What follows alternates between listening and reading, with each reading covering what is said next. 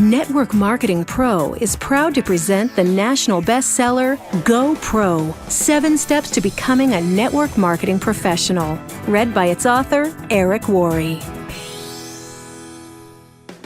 I remember the day I was introduced to network marketing for the first time. It was January 1988. I was 23 years old and selling real estate for a small company owned by my father and his friend, John Joyce. I was newly married with a little boy. I was already behind on my bills and I was scared. The year before, I had earned about $45,000 in real estate commissions, which was a good thing. The problem was that I'd spent about $60,000 and didn't save any money to pay my taxes, which would be due in just a few months. When John Joyce came to my desk that day and said, "Eric, I think I have a way for us to make some extra money," I said, "Tell me more." He went on to say a good friend of his had something to show us and had invited us to his house. So I got in the car with John and my dad and drove over to check it out. When we arrived, he brought us into his living room, popped a tape into his VCR and hit play. I sat and watched this crazy video. It was filled with mansions and limousines and testimonials of people making fortunes virtually overnight. It was so over the top, I just couldn't believe it to be true. So I proceeded to tell everyone I thought it was a bad idea and I wasn't interested. My natural mental filters just couldn't let it in. Then something interesting happened. John and my dad said, "Okay, that's too bad, but we're going to do it anyway." This had a major impact on me because the only thing worse than being broke and in debt was the thought of seeing these two go on to make huge money without me. So I changed my attitude, pulled my dad aside, and asked him if he'd loan me some money to sign up. Thank God he said yes, because deciding to become a network marketing distributor completely changed my life. When I got started, I treated my business like most people do, which is to say I didn't treat it like a business at all. I got in, made some phone calls, and hoped my timing and positioning was enough for me to get lucky and make a few bucks. And at first it worked. I did make some money, and it was very exciting, although I have to disclose something to you. For those first few months, my entire strategy was to quickly call all of my dad's contacts before he had time to get to them. I thought if I called them, told them my dad and John Joyce were involved, and got them to a meeting or to watch a video, then if they were interested, my dad wouldn't fight over who got the credit, since I was in his organization. I had limited success with this, but as you can imagine, it didn't last long. So 3 months after I got started, my network marketing income dried right up. And when it did, my positive attitude completely went away. I started to blame everything and everyone for my lack of success. My upline wasn't giving me enough help. The company didn't provide adequate training. I didn't know enough people. No one would respect me because I was so young. I blamed the product. I blamed the company. I blamed the economy. I blamed everyone but myself. But I had a big problem. Blaming the world wasn't helping to pay my bills, and I'd walked away from real estate after that first commission check. It was going to take too long to get a real estate commission, and I had no college degree, so getting a decent paying job was out of the question. The only place I could go to create some cash flow was back to network marketing. So I put my head down and went to work. At first, it wasn't easy. In fact, in my first 3 years, I rebuilt my organization 7 times. I'd build it up and it would crash, and I'd build it up again and it would crash over and over and over again. After those first 3 years, I was more than discouraged. I'd almost lost hope. Then something happened that changed my life. Actually, it was a combination of 2 things. It was the night before a company convention, and I was watching a news program on television.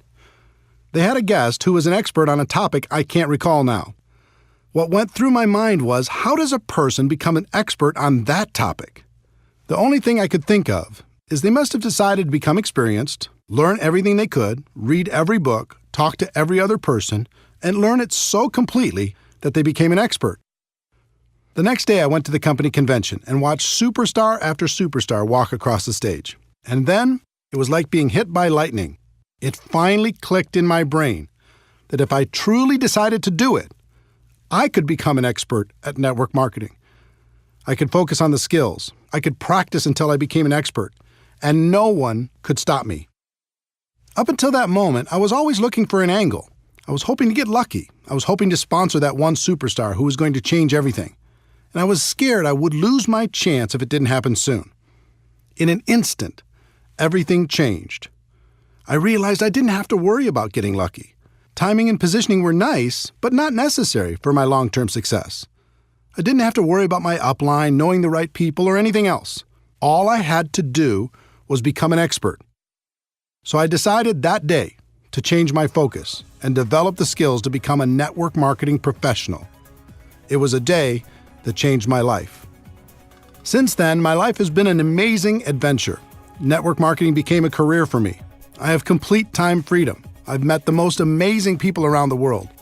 I've been able to touch and be touched by the lives of hundreds of thousands of people, travel all over the world, contribute to the causes that are important to me, and most importantly, become a better person in the process. All of this happened for me, and it can happen for you too. In this audiobook, I'm going to give you the fundamental principles that can guide you to becoming a network marketing professional. They've served me well over the past few decades, and I know they'll serve you just as well. Welcome to an exciting adventure.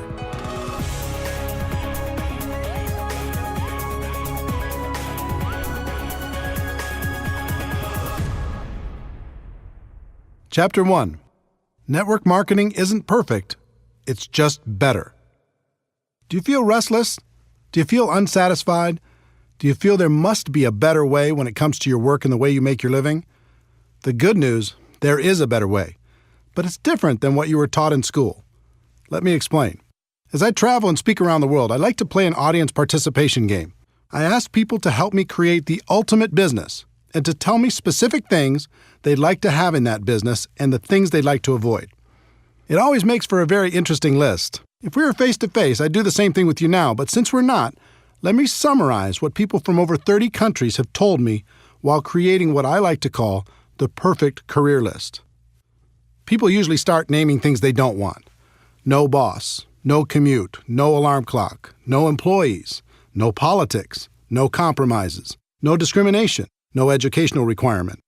And then as people start to use their imagination in a more positive way, they start to visualize some positive attributes. Something positive, great product or service, unlimited income, residual income, enjoy the people you work with, time freedom, something meaningful, personal growth, lots of perks, international, contribution to worthy causes, low risk, low startup cost, economy proof, tax benefits, fun. Now you might add some attributes of your own, but wouldn't you agree that's a pretty good start? Imagine being able to enjoy a career with those attributes. All jobs that I know of fall into one of 5 categories: blue collar, white collar, sales, traditional business ownership, and investing. Blue collar careers. Here's the Wikipedia definition of blue collar. A blue collar worker is a member of the working class who performs manual labor. My definition is somebody who labors to fix something, make something, clean something, build something, or service something or someone.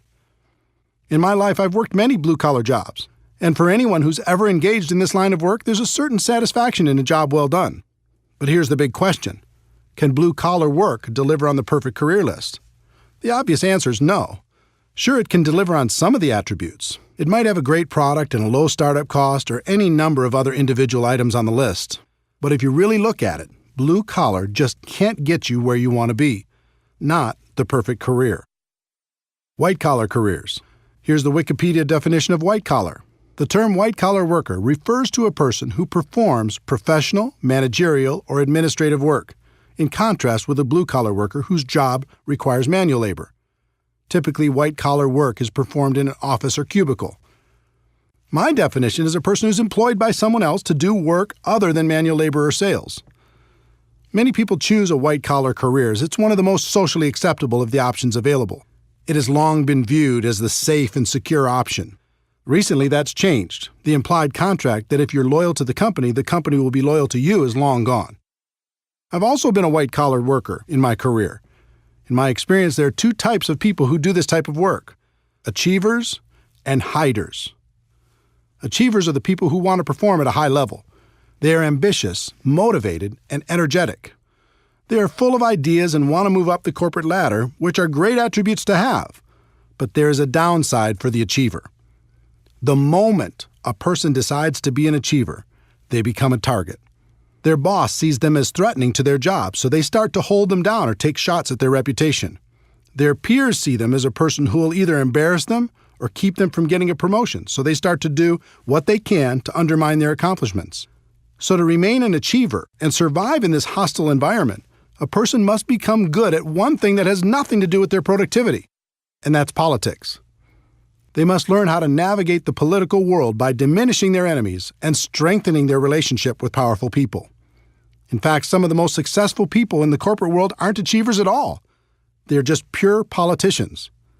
So if you decide to work in the corporate environment and to be an achiever, you must accept the fact that you must become a good politician also. Now let's talk about the hiders. These are the people who hate politics but still need a job. They learn not to be the ambitious achiever. They don't stand out. They don't speak up in meetings. They don't bring new ideas. They hide. They keep their heads down and do as they're told. They do just enough so they aren't talked about negatively. They survive. And this has worked for decades. But in the new economy, it's becoming much more difficult to hide, and people are running out of time. So back to our perfect career list. Can a white-collar job deliver on the list? Again, the clear answer is no, certainly in not very many areas. Sales. Some people choose to get away from being an employee and get involved in a sales career. This is certainly more adventurous because typically salespeople are paid on their production instead of by the hour. I've known thousands of salespeople. There's a common theme I've noticed over the course of my career. The typical salesperson will have a period of time where everything goes perfectly. Everything they touch turns to gold, and they make some really good money. As soon as that happens, they almost always set their lifestyle to that level of income. They buy a new house, get new cars, put their kids in better schools, purchase a vacation home, the works. Everything's great for a while. And then something changes. The company changes the compensation plan. Their territory gets reduced. A competitor shows up. They lose their best customer. The economy goes into recession. New technology makes their offer less valuable, or government regulations change their industry. These are just a few examples. There are hundreds more reasons why the salesperson's world could, and probably will, get more complicated. When that happens, with the big lifestyle they've developed, now 40 hours a week isn't enough to pay the bills. So they go to 50 hours a week, and then 60, and then 70. And then their life gets very small. Yes, they have the stuff, but they don't have the time to enjoy it. The other challenge for the sales career is, no matter how a person does, they still start at zero the next day. It can be tiring to live under that kind of pressure over a long period of time. Can a sales career pay the bills? Sure. But can it deliver on the perfect career we described earlier? Again, the answer is no. Traditional business ownership. Some people opt for the big dream, building their own business where they're the boss and they call the shots. It's an exciting idea, isn't it? Here's the reality for most people. Step 1. They use their life savings, take on new debt, and many times borrow money from friends and family to get started. Step 2. They take on more debt in the form of leases and personal guarantees in just about every direction. Step 3. Now, instead of focusing on what they're good at, let's say they were great at sales and decided to start their own business, they have to be all things to all people. They act as attorney for legal matters, accountant for financial matters, babysitter for employee matters, negotiator for purchasing matters, and collection agency for accounts receivable matters. They even get to take out the garbage. They're doing everything but selling, which is what they were good at in the first place. Step 4. They struggle. Instead of owning the business owns them. They're the first person to work and the last person to leave, and after everyone else gets paid, they might be able to take home enough money to pay their own bills, let alone reduce the debt they incurred to start the business in the first place. Step 5. They succeed or they fail. They either hit a point down the road where the business is successful, or they fail, many times filing for bankruptcy and falling back into a corporate or sales job. And even if they are successful, that usually means a lifetime of long hours and stress. Sounds romantic, doesn't it? If you haven't started your own business before, ask friends who have if this description isn't accurate. Most people who start their own traditional business aren't worried about getting a return on their investment. They just want a return of their investment. It's pretty clear that traditional business ownership can't provide the perfect career as we've described it. The investor. The last category of ways to earn a living in the world today is to be an investor. And what do you need to become an investor? Money, right? If you don't have a lot of money, it's going to be very difficult to earn a living from the return on your investments, especially if you try to be conservative to reduce the risk of loss. But let's say you do. What's the next thing you need in order to be a successful investor? You need to have incredible knowledge and skill. I know more people than I could count who were skillful real estate investors over the years. But when things radically changed in the real estate market, their skill couldn't help them. They lost big. Would you like to invest in someone's traditional small business? Good luck. In most cases, you won't be an investor. You're more likely to be a philanthropist. How about the stock market? People do great there, don't they? A few do, at least from time to time. But I know more people who've lost than have won, especially in the past decade. It's very difficult to have guaranteed returns when you're not in control. And trust me, as an investor, you are not in control. Anything can happen, and it can happen overnight.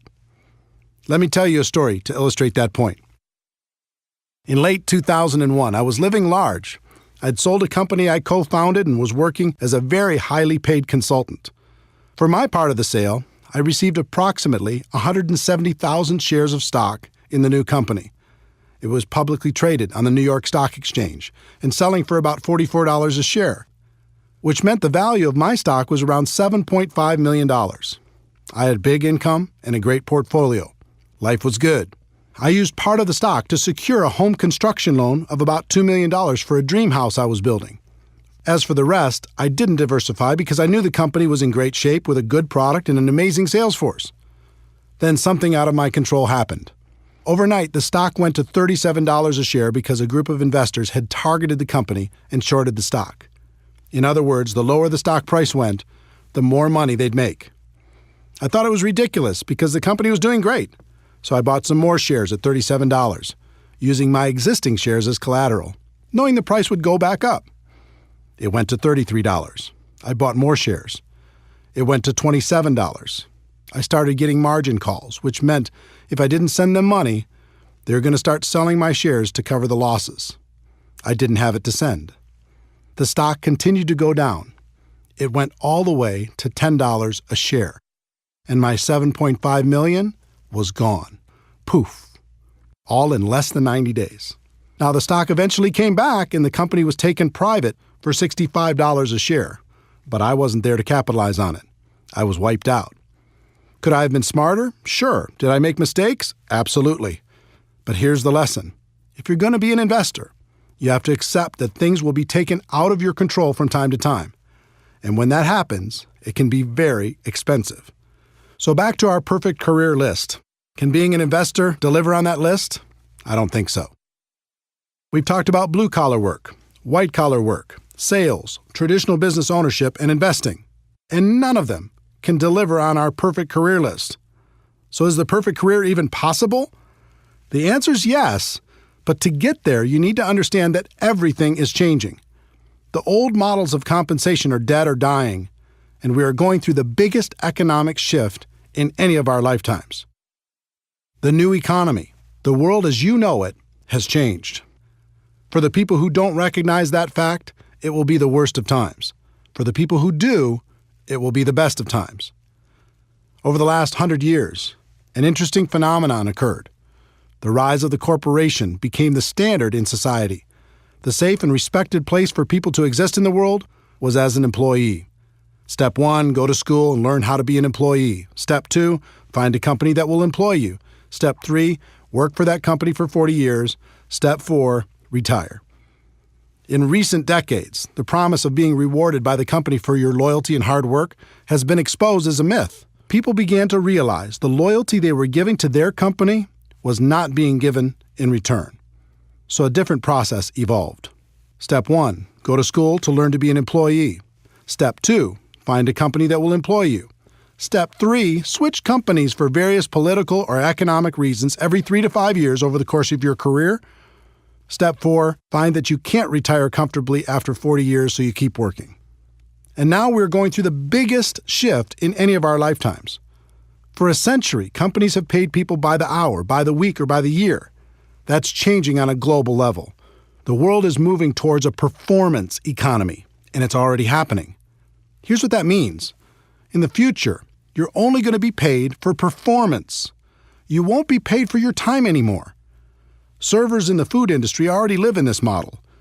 They get a very low hourly wage required by law, and they make their living through tips based upon their performance. If you can imagine the same model being applied to virtually every job in the world, you'll see what's coming. The person cleaning the rooms in a hotel won't be paid by the hour anymore. They'll be paid by the room. For office workers, here's an example. A person has a $60,000 annual salary. Step one, the company will lower that salary to something like $50,000 because with today's marketplace, there's other people who will take the job for a lower amount. Step two, they'll reduce their base salary to something like $20,000 a year. Step three, they'll tell that person that they can get an additional $30,000 over the year if they hit certain performance benchmarks on a monthly basis. In other words, if they hit their numbers, they can make an additional $2,500 a month. Now the pressure's on and the company's loving it. If you don't hit your numbers, they can save even more money. If you do hit your numbers, guess what's in your future? They're going to raise your requirements. Unless you are extremely specialized, this will happen to you if it hasn't already. Count on it. And it will happen in every single profession worldwide. The evolution has begun. Why is this happening? One, it's a better model for the company.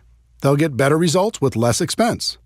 Two, the new economy needs fewer people, so the company has more people competing for fewer and fewer jobs.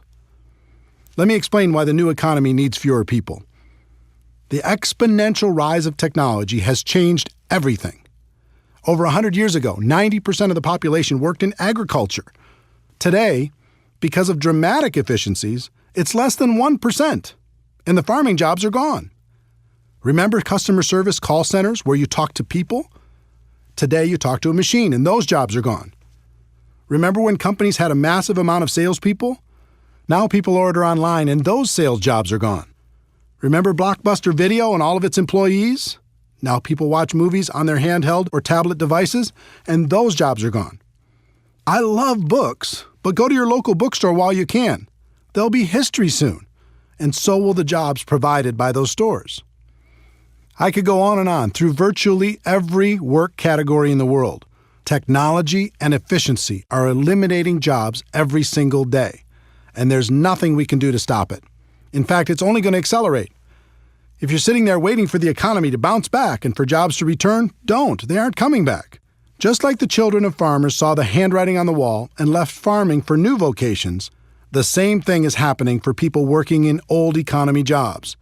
To survive, they'll need to open their eyes to this reality and find something new. Network marketing is better.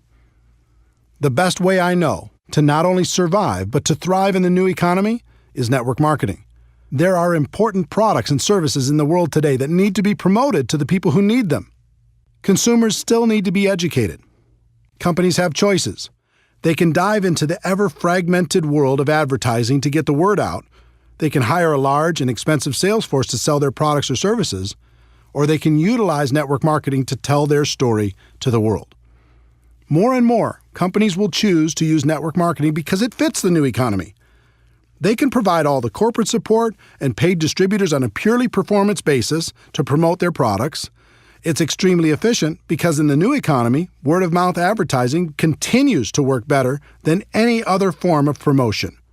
The company can just take the money they would have spent on advertising and promotion and pay it to their distributors to spread the word. What that means for you as an entrepreneur is that you can receive all the benefits of traditional business ownership without the typical risks. And there will be no cap on your income because network marketing companies want you to make as much as possible. If you're going to be paid for performance anyway, why live with the cap? The catch to network marketing. This all sounds great, and it is. But there's a catch that most people won't tell you. Here it is. You must accept a temporary loss of social esteem from ignorant people. That means for a while, people still living in and trying to function in the old system will think less of you. They won't understand. They'll think you're crazy for being involved in network marketing. And actually, the word accept isn't completely accurate. You need to do more than that. You need to embrace the temporary loss of social esteem from ignorant people. You are seeing the future before it becomes apparent to everyone else. You are the smart one. You are the person taking action to live a better life. There's a reason why people will think less of you, and it's not just because they're stuck in the old system. Let me see if I can help you better understand this, because if you decide to make network marketing your profession, it's important to know. Most people have either joined a network marketing company or know someone who has. This is what goes through the mind of virtually every person who decides to get involved. I can think of 5 or 6 people who might do this too. My sister'd be great. My friend loves this kind of thing. I know this other person who'd be amazing. Okay, I'll join. In other words, they aren't joining a profession. They're just hoping to get lucky, sign up a few people to cover their own startup costs, and sit back and wait for the money to roll in. The allure of being paid for someone else's efforts is powerful, but often badly misunderstood. They haven't started a real business. They just purchased a glorified lottery ticket. Imagine a lottery ticket with 6 scratch-off spots. Those spots represent each of the people the new person thinks will certainly join. They approach those people and try to get them to join. And because of their lack of skill, most of them end up with nothing, just like the lottery ticket. This becomes just another lost opportunity. And since they've acted in unskilled ignorance, they may have damaged some friendships as well. So they rip up the ticket. And instead of taking responsibility for not really starting their business, they blame network marketing and make sure to tell the world, look, I've been there. I've done it. I talk to every person I know. And network marketing just doesn't work. Save your money. That's what you're dealing with if you choose this as a profession. The opinions of ignorant people who think they've done it right and it doesn't work. If that's going to be too hard to handle, then network marketing isn't for you. But if you can embrace it, the world is yours. The people who embrace this get paid big money. Companies will pay unlimited amounts to people who can help blind people see, who can educate the ignorant, and who can build a community of like-minded people. Some people like to say perception is reality. I hate that saying. All great leaders in the world have ignored it for centuries. What if Nelson Mandela had said perception is reality? What if Martin Luther King Jr. had said perception is reality? What if Steve Jobs had said perception is reality? The great leaders of the world said, reality is reality, and I'm going to do everything possible to help people understand that fact. The truth is, network marketing isn't perfect. It's just better. And that's reality.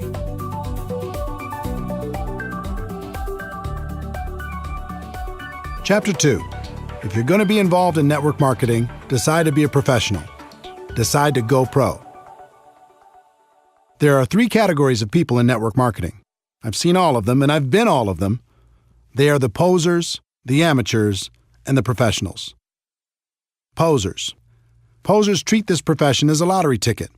They're hoping to hit it big with as little effort as possible. When I first started out, I was a poser, hoping to ride on my dad and his partner's coattails. Luckily for me, I got some results, and that kept me going, at least in the short term. But I think you can agree with me that remaining in the poser category is a bad idea. Within about 90 days, I moved out of that category and became an amateur. Amateurs. Amateurs focus on different things. One of the things I continued to focus on as an amateur was luck. I was really hoping to get lucky and sign that monster distributor who was going to make me rich. We've all heard the stories of some person who had their lives completely changed by one sign-up. In reality, even if some of those stories are true, it really doesn't serve our profession very well because it makes people spend their time hoping for that big hit. The second thing I focused on as an amateur was timing. I was always worried about timing. Did I get in early enough? Could I be the youngest top person in my company? How many other leaders were already in my local market? Were there too many to compete against? Were there enough to get true momentum? How was the company? Was it too big? Did I miss the growth curve? Was it too small? I was obsessed with the idea of timing. The third thing I focused on as an amateur was positioning. Was I in the right organization? Did other people have a better position than me? Maybe I didn't have the right upline. Would I do better somewhere else? And the fourth thing I focused on as an amateur was shortcuts. I was always looking for an angle. Any gimmick that came down the road, I was up for it. Newspaper advertising? Okay. Help wanted signs by the side of the road? Let's do it. Passing out flyers at the mall? I'm in. Going door to door? Let's try it. The internet didn't exist when I was an amateur. Just imagine how crazy I would have been over all the internet tactics I could have used to distract myself. What that meant was, every time I heard of some shiny new approach being trained by anyone in the world, I was digging into it to try to find the shortcut. And then I finally made the decision to go pro. Wikipedia's definition of a professional is a person who is paid to undertake a specialized set of tasks and to complete them for a fee.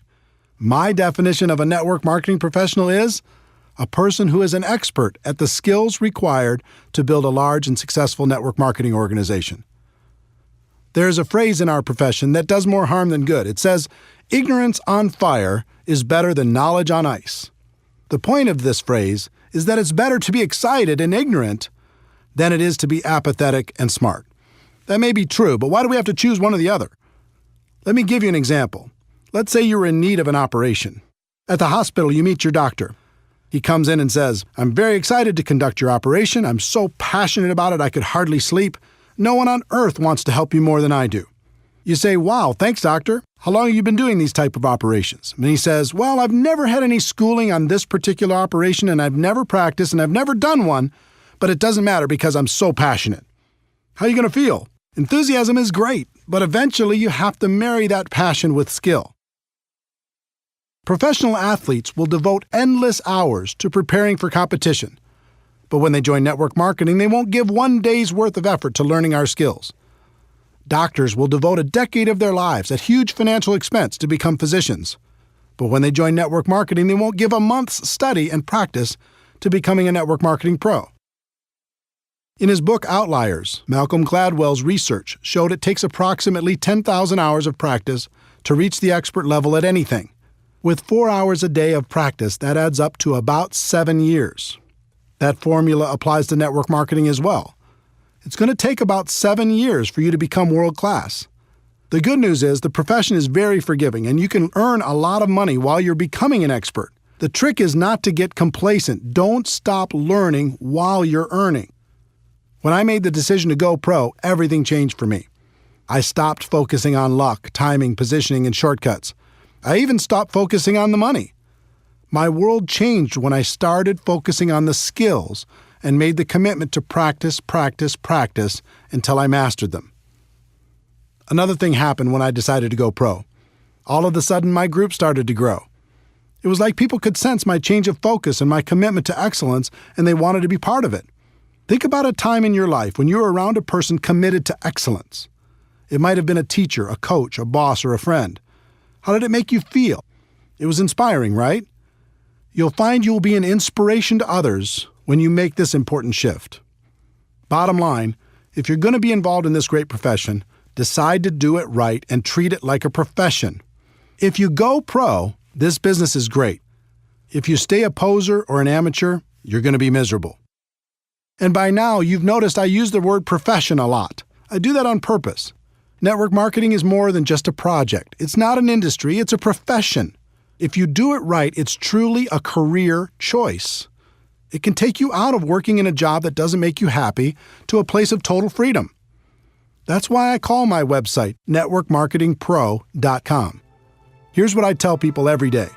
Ladies and gentlemen, my wish for you is that you decide to become a network marketing professional, that you decide to go pro. Because it is a stone-cold fact that we have a better way. Now let's go tell the world. When the site launched on March 11, 2009, very few people called themselves network marketing professionals. That's no longer the case. Millions of people have changed the way they think about our business, and I'm proud of that fact. I look forward to the day when it's common for people to hear, "I'm a doctor, but I'm also a network marketing professional. I work in construction, but I'm also a network marketing professional. I'm an athlete, but I'm also a network marketing professional." The more people hear those words, the more the world will be ready for a better way.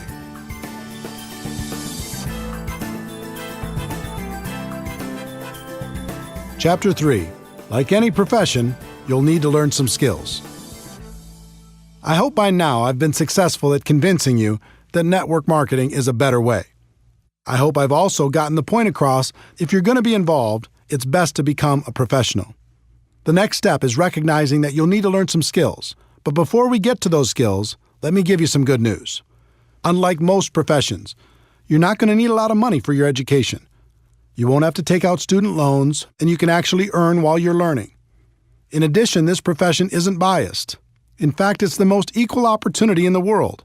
Your background, experience, contacts, age, race, or gender aren't going to be factors in your ability to learn the skills to go pro. And finally, this isn't complicated. The skills necessary to grow a large and successful business are extremely learnable, and you're going to have a surprising number of people financially motivated to help you learn them. There are 3 primary elements to your network marketing business. First, you have the company's products. If some people are successful in marketing those products and you're not, it isn't the product's fault. In other words, everyone in your company has the same products to offer to the public. Second, you have the company's compensation plan. If some people are making a lot of money and you're not, it isn't the compensation plan's fault. There isn't one plan for men and one for women. There isn't one plan for different age groups or educational backgrounds or for the color of your skin. The compensation plan is the same for everyone. The third element is the most important, and that element is you. You are really the only variable. Everyone has the same product and the same compensation plan, but you're going to be the difference between success and failure. That means right here and right now, you need to take responsibility for your network marketing business. Decide today never to blame anyone or anything else for your lack of results. In fact, in network marketing, there's something of an epidemic going on. People just love to blame their upline, the people above them in the structure, for all of their problems. If my upline did this for me or did that for me, everything would be better. If you're committed to building a large and successful organization, I'd encourage you to do something important. I'd like you to say goodbye to your upline. Call them up and say something like, "I want to thank you for this opportunity. I appreciate it. Getting into business for myself was important, and I appreciate you introducing me to a company that you believe in and that I now believe in as well. But from now on, when it comes to building my business, I'm going to use you as a resource, but never as an excuse. I may call on you from time to time. If you're available, that's great. If you're not, that's okay too. I'm going to build my business, and I understand one thing. It begins and ends with me." Everything changes when you take full responsibility for your network marketing career. Would it surprise you to know that there are only 7 fundamental skills necessary to build a huge business in network marketing? 7, not 70. Each one's fairly basic, but it always amazes me how little effort people put into learning them. If a college course were offered on network marketing, it would be one of the easiest classes to take. It's not rocket science, but you'll be happy to know it's one of the highest paid skill sets in the world. Let's explore each of them together.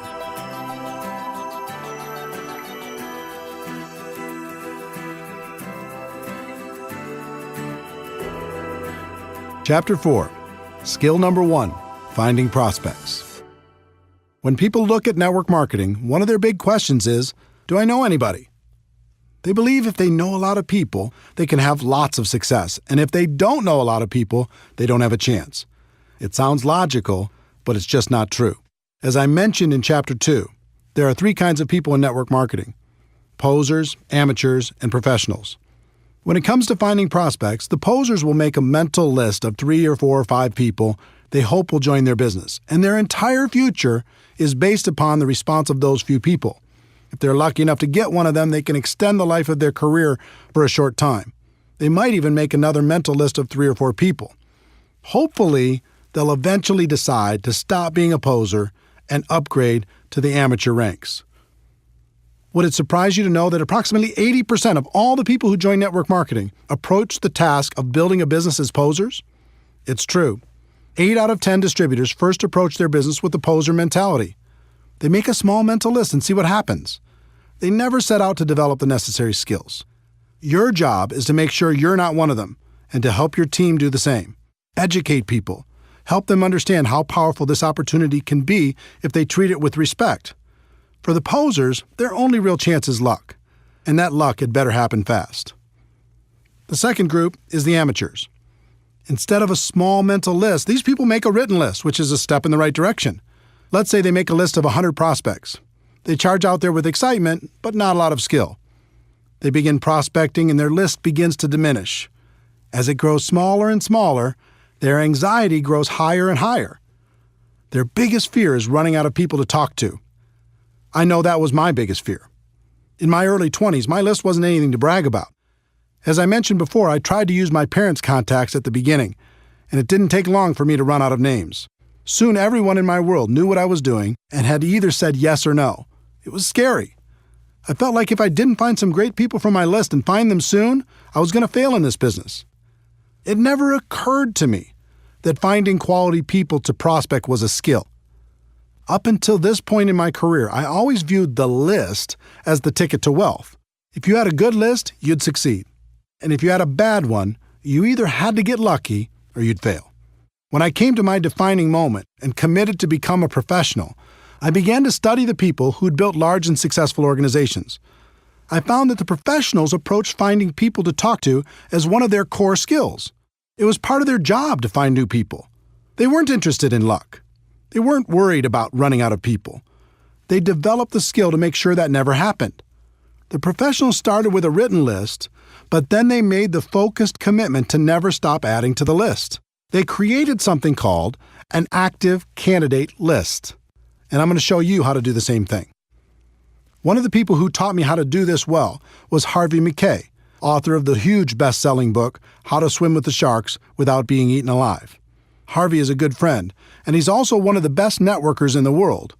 I once asked him how he built such a large and influential list of friends. He told me at the age of 18, his father sat him down and said, "Harvey, starting today and for the rest of your life, I want you to take every person you meet, get their contact information, and find a creative way to stay in touch."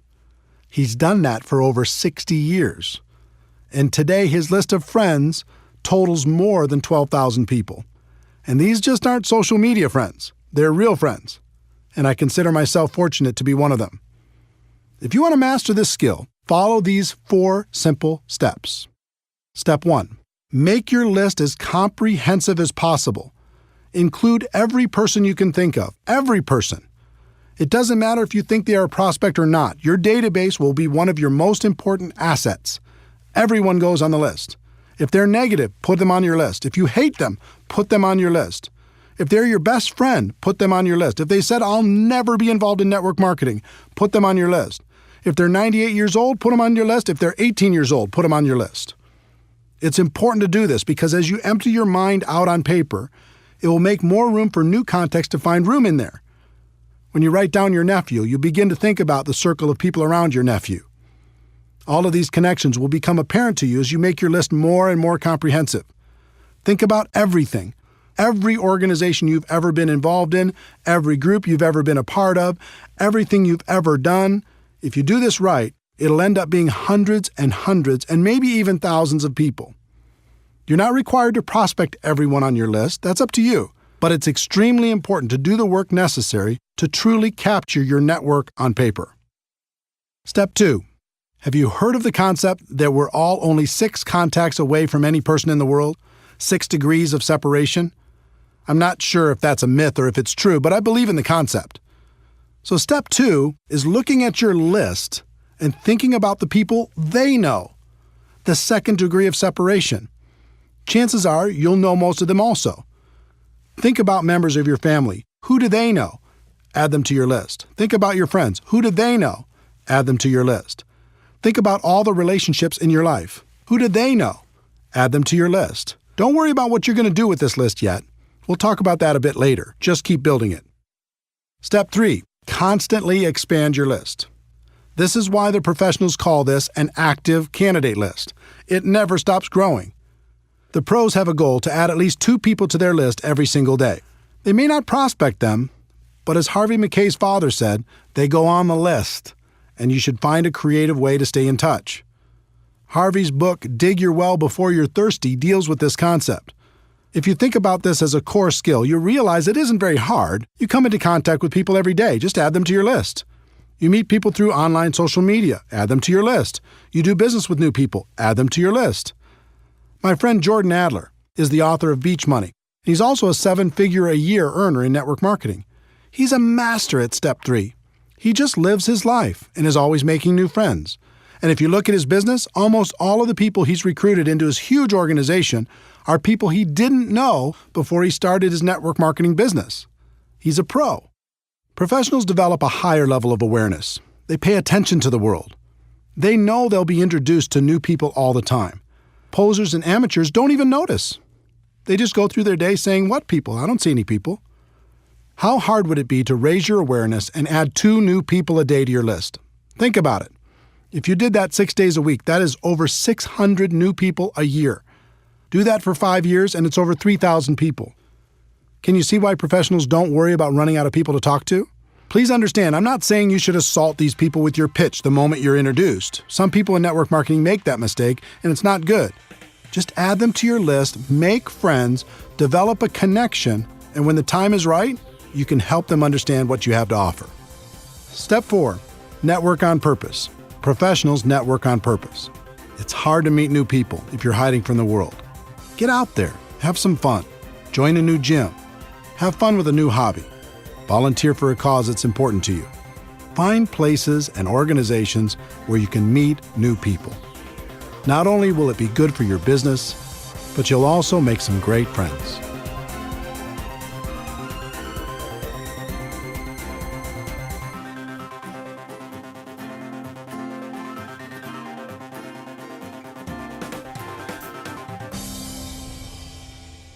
Chapter 5.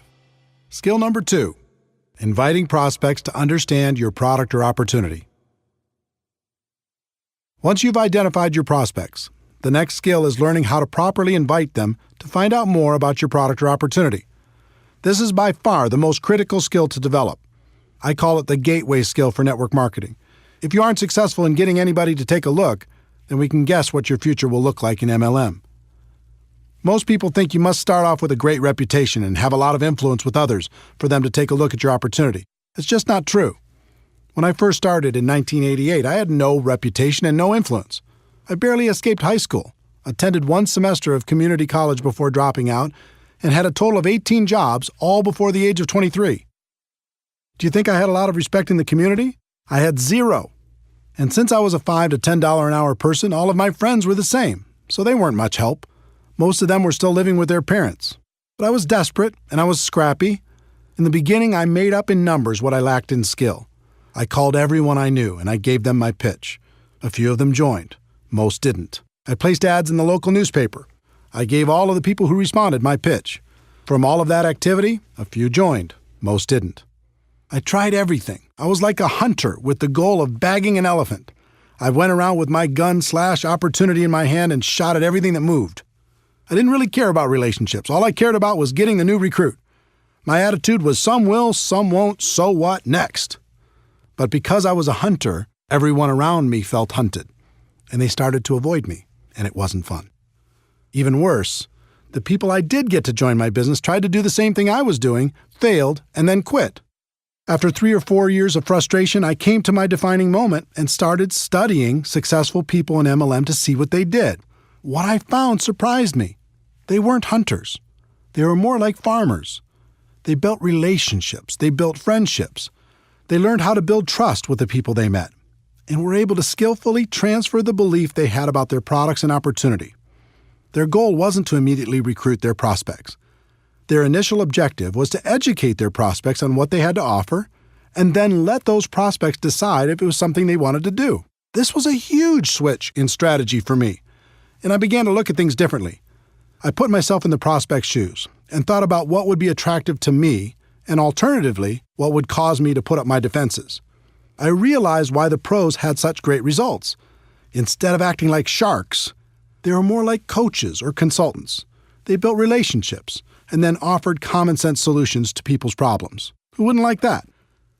The other thing I noticed with the professionals is they didn't pitch their product or opportunity. Instead, when the timing was appropriate, they just invited people to do one of two things, based upon the individual prospect situation. The first thing they did was invite people to attend some sort of event, such as a one-on-one or two-on-one meeting with another member of their team, or a 3-way phone call conversation, a small group presentation in their home, an online webinar, a local hotel meeting, or some larger company event or convention. Professionals understand that personal interaction is a critical component when it comes to building trust and transferring belief, so they try to connect people as much as possible. The second thing they did was invite people to review some sort of tool. I'm a big believer in using tools to help educate a prospect. Tools take many forms.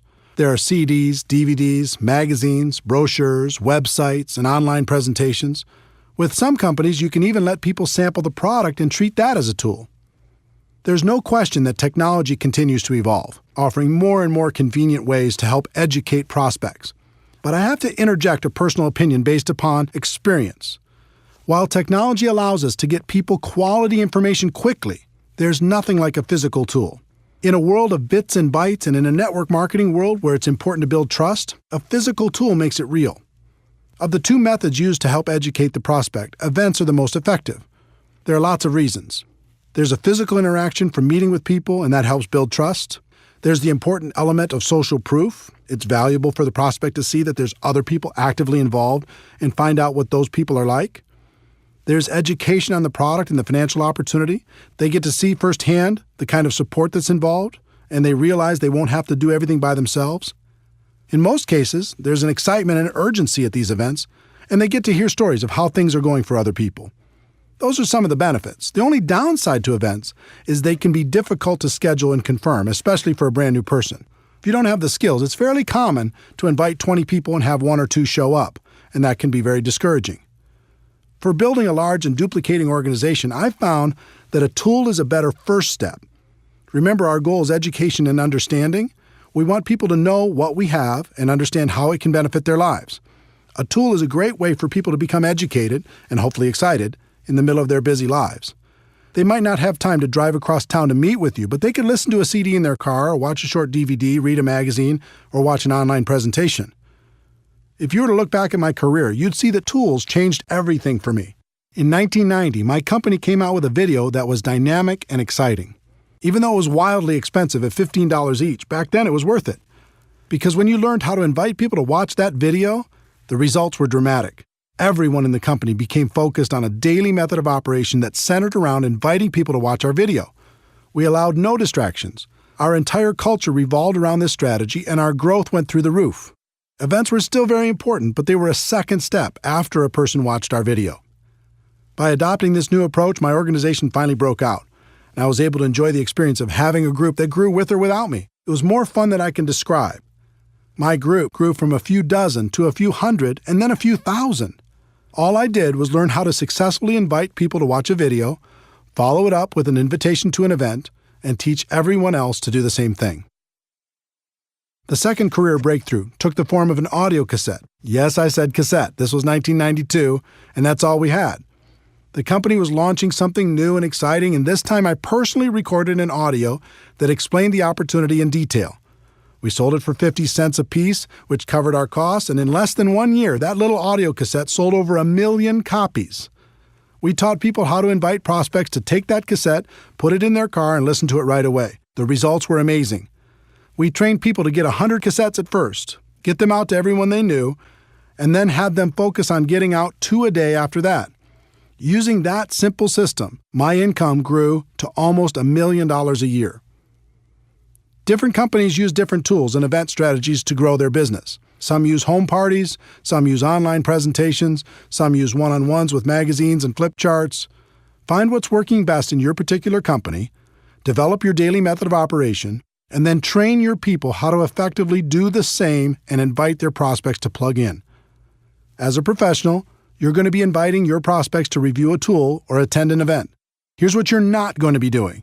You're not going to be pitching people and trying to dazzle the world with your wisdom. That approach will feed your ego, but steal from your bank account. Let me give you my formula for financial independence in network marketing. Your ability to get a large group of people to consistently do a few simple things over an extended period of time. It was this formula that helped me break out of network marketing mediocrity, and it will help you do the same. For years, I focused and depended on my ability to persuade other people to join me. Then I graduated to finding a few key leaders I could train to do what I was doing. And finally, I learned the formula I just gave you and began to focus on getting a large group of people to consistently do just a few simple things and to keep doing them. When that happened, everything changed for the better. Those are the fundamentals. Let's take a moment to talk about the emotions of inviting. There are 4 basic rules. Rule number 1. You must emotionally detach yourself from the outcome. This is extremely important. Remember, our initial goal is education and understanding. It's not getting a new customer or signing a new distributor. In other words, if you disconnect your emotions from that outcome and just focus on education and understanding, everything gets very simple. This sounds easy, but it's difficult to do. All of us come into this business with the hope of recruiting some great people. It's hard to disconnect from those expectations. But you need to remember, we're not hunters. We're not sharks. Our job is to educate people and help them understand what we have to offer. We act as consultants, offering suggestions on how people can live a better life. If you focus on getting a customer or a new distributor, you'll constantly be disappointed and you'll find your prospects running away from you. If you focus on education and understanding, you'll have fun and your prospects will enjoy the experience. Rule number 2, be yourself. So many people become a different person when they start inviting. This makes everyone uncomfortable. Be yourself. Just focus on being your best self. Rule number 3, bring some passion. Enthusiasm is contagious. It's okay to get a little bit fired up. Get focused. Listen to some music that inspires you. Smile when you're on the phone. I assure you, your positive emotion will translate into better results. Rule number 4, have a strong posture. This was a big one for me. At first, I was so insecure, I didn't think anyone would take me seriously. But as I watched the professionals, I noticed their posture. They were bold, they were confident, they were strong. So I decided to be bold as well. I stopped apologizing all the time. Instead of saying, yes, I know I've had a lot of jobs so far in my life, but I'm hoping this will be the change I've been looking for, I started saying, guess what? I'm sick and tired of the life I've led up until this point, and I've decided to take charge. I wouldn't bet against me because I'm serious. You feel the difference? Be yourself, but be a bolder self. Be yourself, but be a stronger self. Be yourself, but be a more confident self, at least when you're inviting. I found I could do that for short periods of time at the beginning. And just like building a new muscle, I could eventually do it longer and longer until it became part of me. So now that we've set the stage, let's go through the invitation formula. This formula is designed to be used over the phone or face-to-face. It's not to be used with texting, email, or any other communication tool, just on the phone or face-to-face. This can work with your warm market prospects, someone you know, or cold market prospects, someone you meet while living your life. I'll give you examples for both. There are 8 steps to a professional invitation. That might sound complicated, but with a little practice, you'll find it's an easy skill to master. Step 1, be in a hurry. Step 2, compliment the prospect. Step 3, make the invitation. Step 4, if I, would you. Step 5, confirmation number 1, get the time commitment. Step 6, confirmation number 2, confirm the time commitment. Step 7, confirmation number 3, schedule the next call. And Step 8, get off the phone. Step 1, be in a hurry. This is a psychological issue. People are always more attracted to a person who has things going on. If you start every call or face-to-face conversation giving the impression that you're in a hurry, you'll find your invitations will be shorter, there will be fewer questions, less resistance, and people will be more respectful of you and your time. Examples for warm market prospects. I don't have a lot of time to talk, but it was really important I reach you. I have a million things going on, but I'm glad I caught you. I'm running out the door, but I needed to talk to you real quick. Examples for cold market prospects. Now isn't the time to get into this, and I have to go, but I have to run, but get the message? Set the tone with some urgency. As for the examples I'm sharing with you, don't worry too much about the exact words. Just focus on the concept and use your own words. Let people know you're busy, you've got a lot going on, and your time is short, but it was important for you to talk to them real quick, and do it with some passion in your voice. Step 2, compliment the prospect. This is critical. The sincere compliment, and it must be sincere, opens the door to real communication and will make the prospect much more agreeable about hearing what you have to say. Examples for warm market prospects. You've been very successful, and I've always respected the way you've done business. You've always been supportive of me, and I appreciate that so much. Great to use with family and close friends. You have an amazing mind for business and can see things other people don't see. For as long as I've known you, I thought you were the best at what you do. Examples for cold market prospects. You've given me some of the best service I've ever received. You're super sharp. Can I ask what you do for a living? You've made this a fantastic experience. The key to the compliment is it must be sincere. Find something you can honestly use to compliment your prospect and use it. This simple step will literally double your invitation results. When you start with urgency and a compliment, it becomes very difficult for a person to react negatively to your invitation. People don't hear compliments very often. It feels good. You'll find your prospects will become very receptive.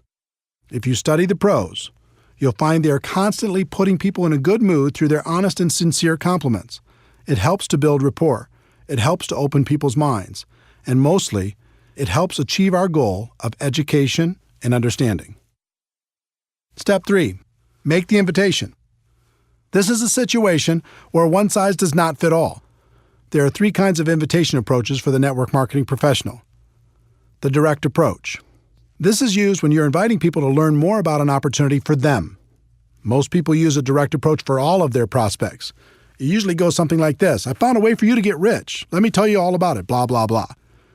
I understand the passion, but really, who's going to get excited about that unless they're getting a call from a millionaire? That doesn't mean the direct approach doesn't work. It does. It has an important place in your invitation process, but it should be reserved for people who know and respect you or for people that you know are searching for something better. Examples for warm market prospects. When you told me you hated your job, needed more money, wanted to find a new house, etc., were you serious or were you just kidding around? They'll almost always tell you they were serious. Great, I think I found a way for you to get it, solve the problem, make that happen. This is for situations where you know an area of their dissatisfaction, need, or desire. I think I found a way for us to really boost our cash flow. When I thought of people who can make an absolute fortune with a business I found, I thought of you. Are you still looking for a job or a different job? I found a way for both of us to start a great business without all the risks. Let me ask you a question off the record. If there was a business you could start working part-time from your home that could replace your full-time income, would that interest you? Examples for cold market prospects. Have you ever thought of diversifying your income? Do you keep your career options open? Do you plan on doing what you're doing right now for the rest of your career? You can follow these cold market scripts or any variations with the following. I have something that might interest you. Now's not the time to get into it, but. The indirect approach. This is another powerful tool to help people get past their initial resistance and educate them on what you have to offer. The indirect approach is about asking the prospect for help, input, or guidance. I used this approach extensively and with great success when I first started out. Because of my lack of credibility at age 23, I couldn't get much success with a direct approach, so I learned to play myself down and play up to the prospect's ego. It worked incredibly well, and it still works today. Examples for warm market prospects. I've just started a new business and I'm really nervous. Before I get going, I need to practice on someone friendly. Would you mind if I practiced on you? This is a great approach for family and close friends. I found a business I'm really excited about, but what do I know? You have so much experience. Would you look at it for me if I made it easy on you? And let me know if you think I'm making the right move? A friend told me the best thing I could do when starting a business is to have people I respect take a look at it and give me some guidance. Would you be willing to do that for me if I made it simple? Examples for cold market prospects. When you meet someone from another city, state, or country, and if your company does business there, you can say, "My company is expanding in your area. Would you do me a favor and take a look at it and let me know if you think it would work where you live?" When you meet someone who might provide good input on your product, you can say, "I've started a business with a product I think makes a lot of sense, but I'd like to get your input. Would you be willing to check it out and give me your opinion?"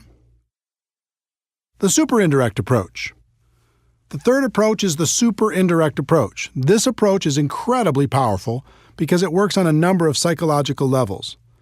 In this approach, you tell prospects they aren't a prospect, and you're just interested in finding out if they know someone else who might benefit from your business. It's very effective. Examples for warm market prospects. The business I'm in clearly isn't for you, but I wanted to ask, who do you know that's ambitious, money-motivated, and would be excited about the idea of adding more cash flow to their lives? Who do you know that might be looking for a strong business they could run from their home? Who do you know that's hit a wall with their business and might be looking for a way to diversify their income? I'm working with a company that's expanding in this area, and I'm looking for some sharp people that might be interested in some additional cash flow. Do you know anyone who might fit that description? In most cases, they're going to ask you for more information before they give you any names. Behind that request will be curiosity and intrigue, thinking this might be for them, but they're not going to admit that to you yet. When they ask for more information, you can respond with, "That makes sense." You'll want to know more about it before you refer some of your contacts. Then you could just move to step 4. Examples for cold market prospects. Cold market is exactly the same as warm market for the super indirect approach. Just use the warm market scripts or any variation that's comfortable for you. Step 4. If I, would you. This question has been my secret weapon for a very long time. It is by far the most powerful phrase I've come across in building a large and successful network marketing business. If I gave you a DVD, would you watch it? If I gave you a CD, would you listen to it? If I gave you a magazine or some other printed material, would you read it? If I gave you a link to a website with a complete presentation, would you check it out? If I invited you to a special invitation-only webinar, would you attend? If I invited you to a special invitation-only conference call, would you listen in? This question is so powerful, and for a number of reasons. First, it's reciprocal. You're saying you'll do something if they'll do something. As human beings, we're hardwired to respond positively to these types of situations. Second, it puts you in a place of power. You're in control. You're not begging. You're not asking for favors. You're simply offering a value exchange. And third, it implies that you have something of value to offer. You're saying that you will do something, but not unless the other person will do something in exchange. When you value what you have, people will respect you. When I first started, I didn't know about this magical question.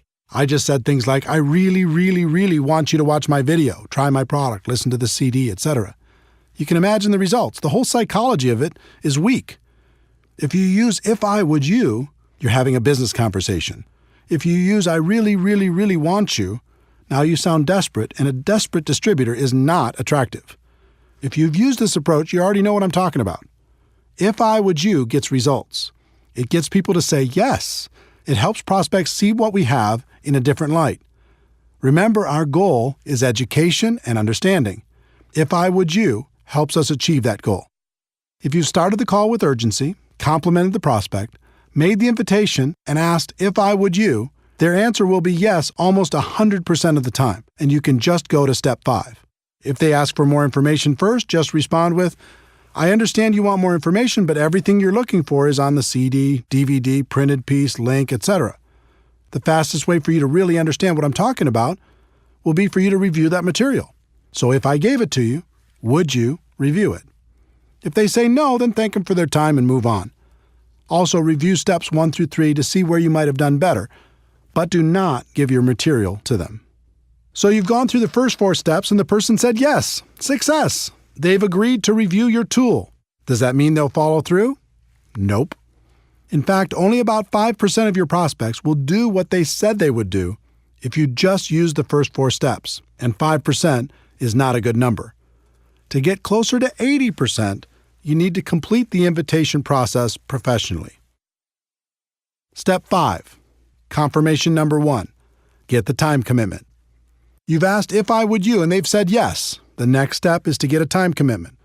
When do you think you could watch the DVD for sure? When do you think you could listen to the CD for sure? When do you think you could read the magazine for sure? When do you think you could watch the link for sure?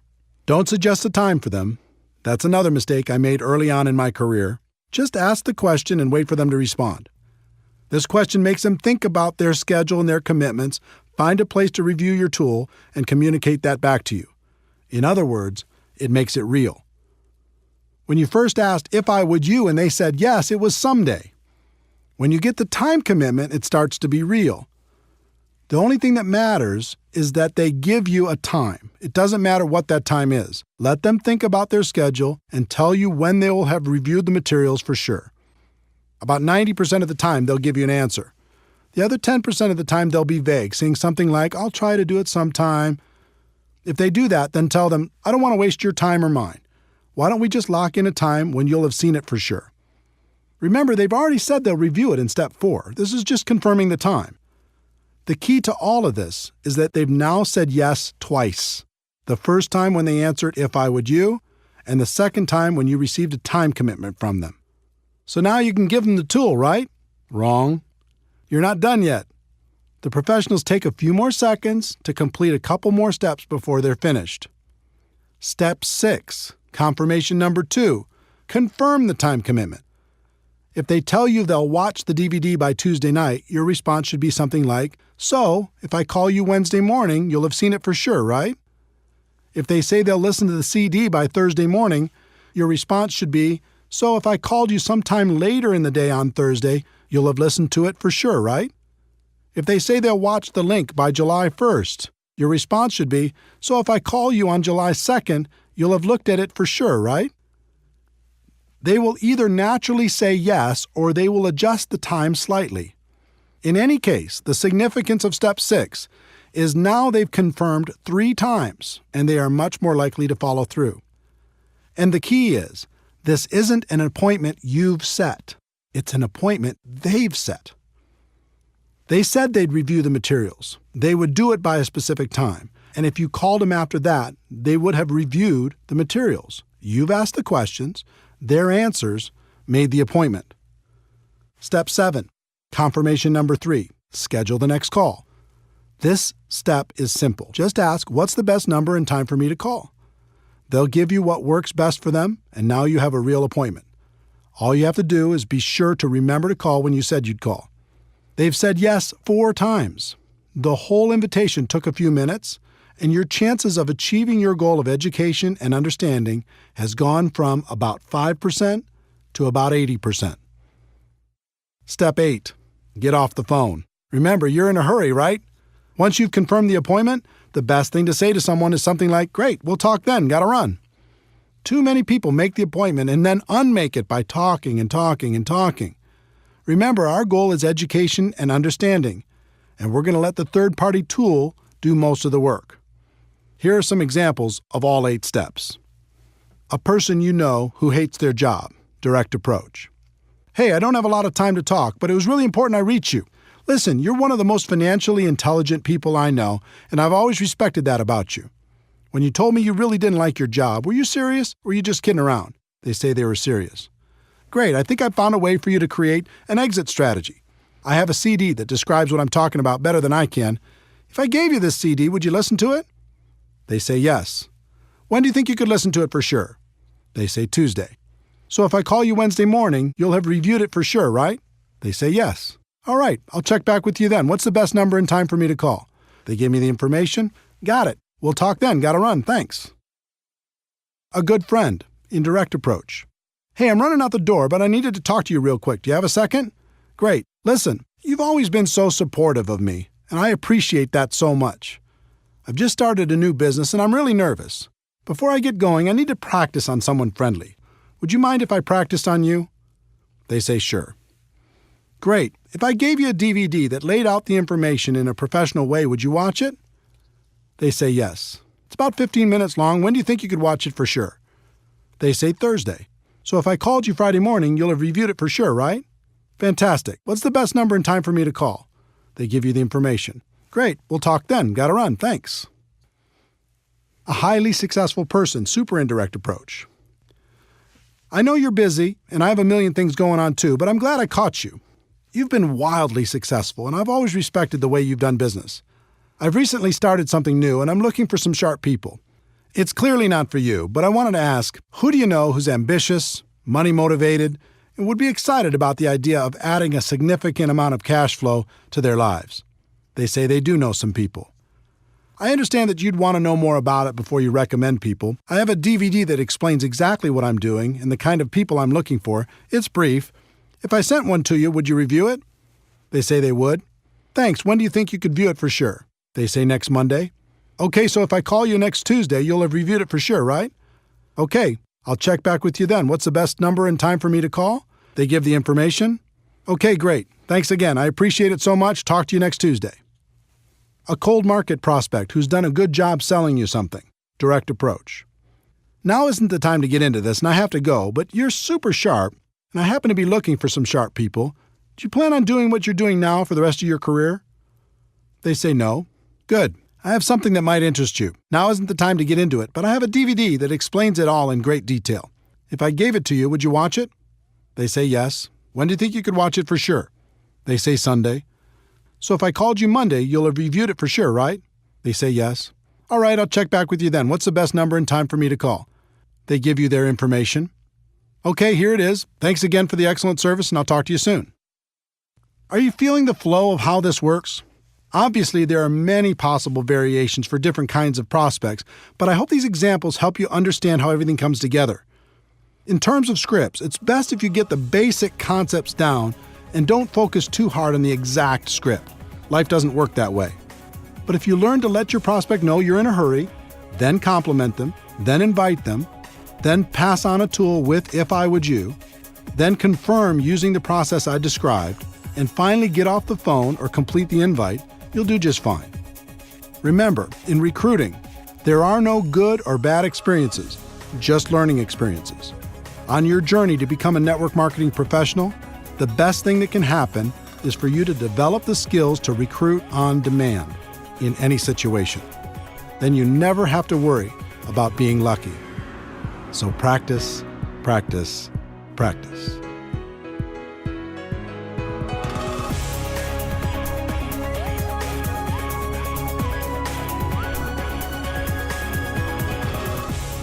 Chapter 6, Skill Number 3, Presenting Your Product or Opportunity to Your Prospects. We've talked about the first two skills of identifying prospects and inviting them to learn more about your product or opportunity. As you've learned, you'll be inviting them to review a tool or attend some sort of event. If they are reviewing a tool by themselves and you're not around, there's nothing for you to do. Just follow up when you said you would. If you're physically with them, there are some things you need to understand, and one of the biggest is you are not the issue. This was a tough one for me to accept. When I first got started, I read everything I could, listened to everything I could, and attended all the training sessions I could. I thought the most important thing I could do was become an expert on all the facts associated with my company. So if anyone asked me any questions, I'd be right there with the answers. Sounds logical, right? I would sit down with someone and say, "Let me tell you all about our products. Let me tell you all about our company. Let me tell you all about our compensation plan. Let me tell you all about our incredible support system." There are big problems with that approach if you want to build a large and successful organization. For me, the first problem was, no matter how much I learned, there would still be questions that stumped me. And since I was presenting myself as the expert, if I got stumped, that might make the prospect question the whole opportunity. The second problem was, most of my prospects knew I wasn't an expert. So when I came to them and presented myself as an authority figure, they knew it wasn't true. It actually made them more skeptical. The third problem was, even if I was successful at becoming an expert, the other distributors in my organization didn't necessarily have that same desire or willingness to learn. As a result, I was the go-to guy for every single presentation. There's no way to create an organization that will duplicate with this approach. And without duplication, network marketing is just a job. In the early days, that's what network marketing was for me, a job. I had no duplication because I made myself the issue. But I was determined, and I started to observe and take careful note of how the most successful distributors did their presentations. The pros never made themselves the issue. More than that, they never presented themselves as an expert. They acted as a consultant who connected the prospect to tools, events, or other distributors to help them become educated. If the prospect asked a question, they would guide them to the answer, but they wouldn't give the answer directly. This baffled me until I started to comprehend duplication. The pros knew they could sign the person up by dazzling them with their knowledge and experience, but they also knew it would take a long time for their new distributor to do the same thing. So they came up with a simpler approach. It was around this time I heard a concept that has stuck with me ever since. In network marketing, it doesn't matter what works. It only matters what duplicates. This should be a guiding principle for every network marketing professional. The pros use tools instead of their own wisdom. The pros use live events instead of their own presentations. The pros use other distributors to give the facts instead of giving them themselves. The pros don't present themselves as experts. They just invite people to learn more about the product or opportunity and let the third-party resource provide the information. The pros bring passion, enthusiasm, excitement, and belief. If you ever watch a pro at work, you'll see a fire in them that's contagious. Make passion, enthusiasm, excitement, and belief your priority. Then invite professionally and let the third-party resource do the rest. In addition to learning how to effectively present your product or opportunity during your personal recruiting efforts, it's also important to learn how to present your opportunity to groups of people. I've heard it said, and I think it's true, the person with the marker makes the money. In other words, the person in front of the room giving the presentation usually has a higher than average income. When I first got started, I was deathly afraid of speaking in front of people. But I was ambitious, and since everyone said this was an important skill, I was determined to master it. I started by learning how to give a short and effective testimonial. Learning to tell my story was extremely valuable in building my business and has been to this day. People aren't interested in how much you know, but they are interested in your story, as long as you don't bore them to death with it. I worked on my story for a while, and after tweaking it a time or two, here's what I came up with. Hi, my name is Eric Worre, and I'm a retired underachiever. I had 18 jobs by the time of 23 and was starting to think my future wasn't looking so good. I was embarrassed by my lack of results, and I was desperately looking for a way to make something of my life. In January of 1988, I was introduced to network marketing, and it has changed my life. Instead of being afraid of the future, now I'm excited about it. And then I would insert whatever was appropriate based upon my current levels of success. The theme of my story was, if I could do it, anyone could do it. And it worked. I used it all the time in hotel meetings, in home meetings, on three-way phone calls, on conference calls, you name it. No matter what your background is, you can craft a compelling personal story. I've found every good story has 4 elements. 1, your background. 2, the things you didn't like about your background. 3, how network marketing or your company came to the rescue. And 4, your results or how you feel about your future.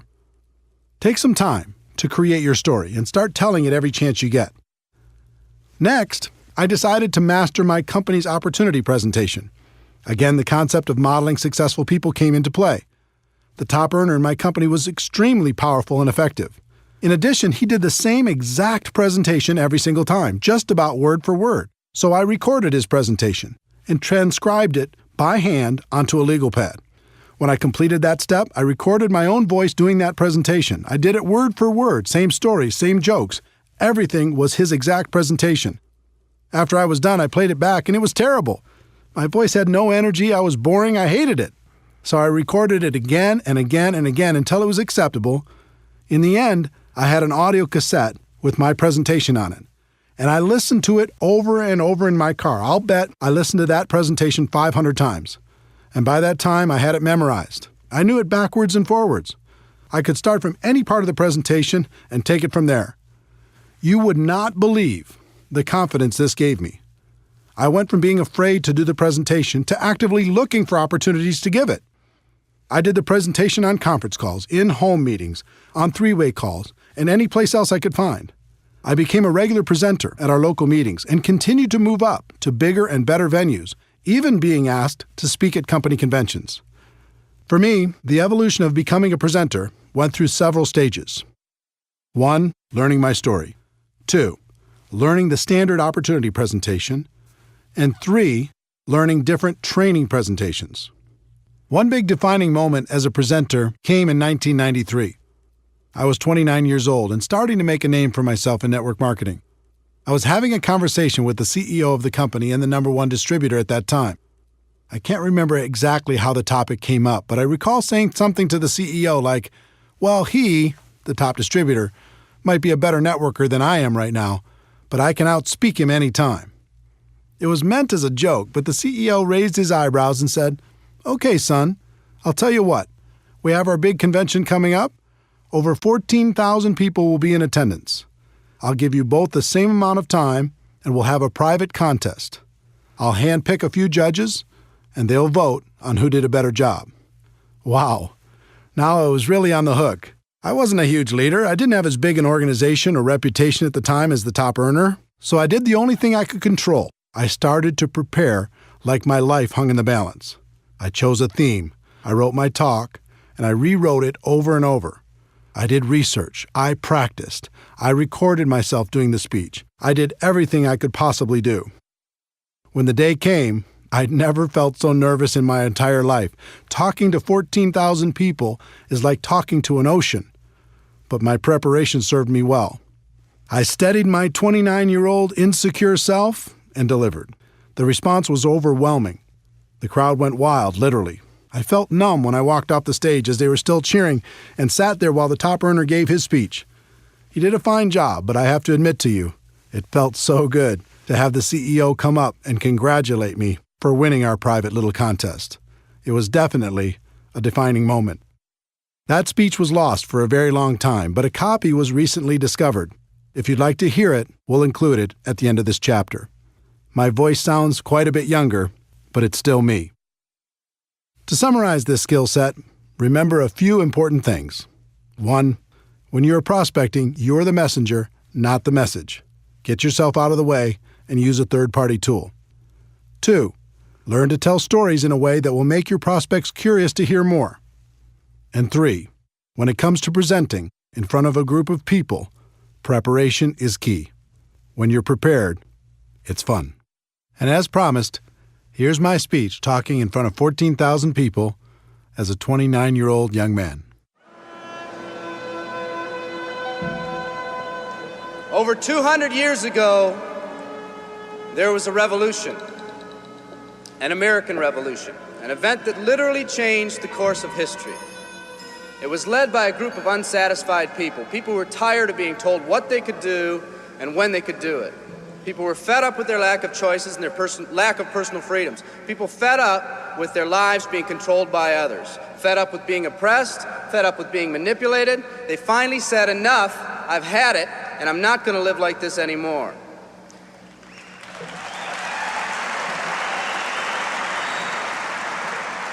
Our ancestors were people that took full responsibility for what happened to them.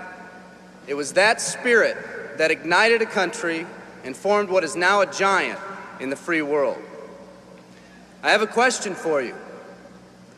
Where's that spirit today?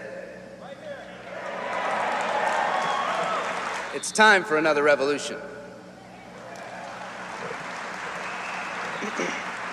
Let me explain one of the laws of the universe. It's called the law of use, and it says simply this: whatever you don't use, you lose. Lack of use causes loss. Ambition unused declines. Faith unused decreases. If you don't use your skills, you lose your skills. If you don't use your freedom, you lose your freedom. Freedom does not come automatically. It's not attained and then handed down to us as an inheritance. It must be achieved each day. At the turn of the century, in the year 1900, less than 10% of us worked for other people or the government. Over 90% of us were self-employed. We were an independent people. In 1980, only 80 years later, over 90% of us worked for the other people or the government. Less than 10% of us were self-employed. We changed from an independent people to a dependent people. We'd slowly shifted from a people who took full responsibility for everything that happened to them to a people who've become talented and practiced at the art of blaming others for their problems.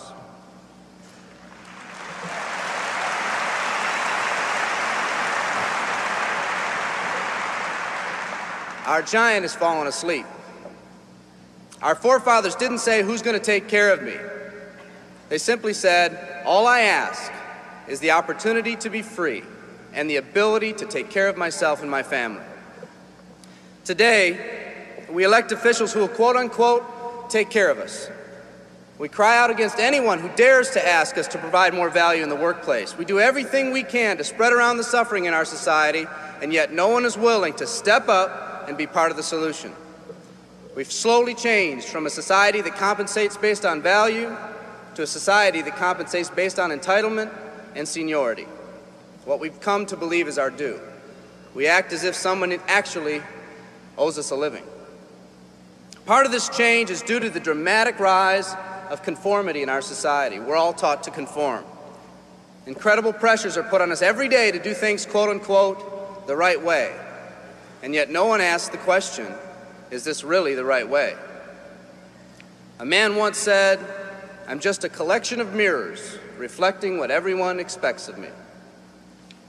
We live our lives to please those around us, and the scary thing is, the people around us are doing exactly the same thing. Psychologist Rollo May calls us outer-directed people. We don't act, we only react. We seek not to be outstanding, but to fit in. We're able to respond, but not to choose. Perhaps that's why a wise man once said, the mass of men lead lives of quiet desperation. In order to change, we need to become inner-directed people. People with our own purpose. People who are not easily swayed by the opinions of others. And that's difficult because from a very early age, we look to the opinions of others to orient ourselves and to validate our decisions and our actions. Nietzsche said, we need more strong people in this world because the weak, by their sheer mass, are forcing weak ideals and weak values on us all.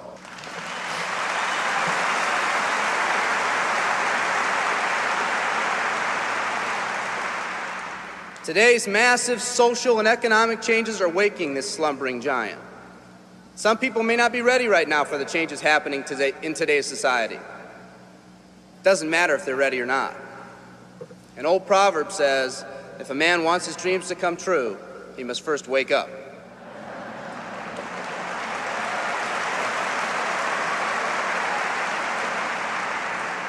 I, for one, am glad for the radical changes in our society because I believe that within that crisis, we will find that independent spirit that once pioneered this country. Some of us are finally ready to change. The displacement of our workforce has caused many of us to start searching for something better.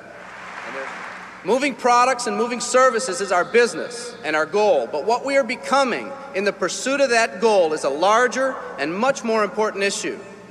The rekindling of our independent spirit has more lasting value.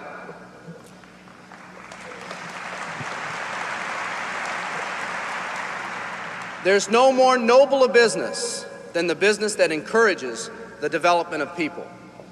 Every living organism has one and only one central need in life: to fulfill its own potentialities. The acorn becomes an oak, the puppy becomes a dog, and that's all that's required of the oak and the dog. But the human being's task in fulfilling his or her nature is much more difficult. The reason is, unlike any other living creature on this planet, you've been given the dignity of choice. You'll not grow like a tree. You'll grow only as you plan and choose to grow. When a person chooses to live, two things happen. First, assuming responsibility for themselves takes on a whole new meaning. They accept responsibility not as something they've been saddled with, but as something they themselves have chosen. The second thing that happens is that discipline from the outside is replaced by self-discipline. They accept discipline not because it's commanded, because they themselves have chosen what they want to do with their lives. Just like when the disenfranchised men and women over 200 years ago got fed up and said, I'm not going to live like this one more day, there's another revolution coming. It's coming not just from Americans, but from people all over the world.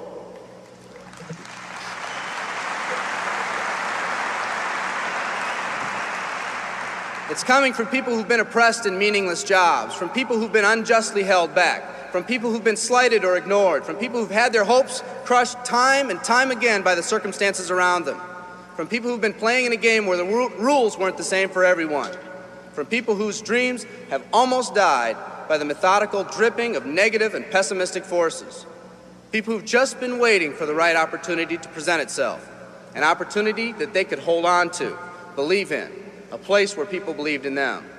I hear the rumbling of this coming revolution every day. The old rules are changing, and society is finally ready for that change.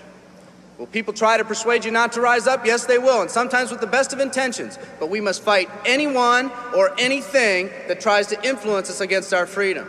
And they'll try. Believe me, they'll try.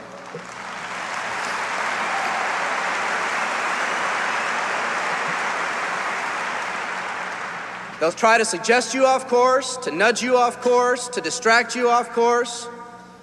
There's another revolution coming, and it's going to be led by a group of unique and courageous people like you.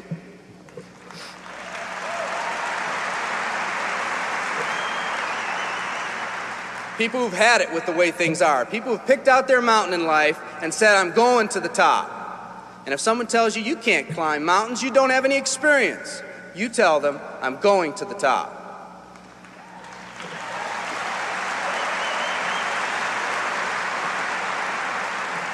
And if your neighbor tells you, come on, choose another mountain, that one's too rocky, what are you going to tell them? And if someone tells you, let's go over here where it's not so steep, what are you going to tell them? And if someone says network marketing, what are you going to tell them? And if your friend tells you, come on, let's climb this one, that one's too slippery, what are you going to tell them? If anyone tells you you can't go up, it's too rocky, too steep, too slippery, you say, listen here, I'm going up. You're either going to see me waving from the top or dead on the side. I'm not coming back.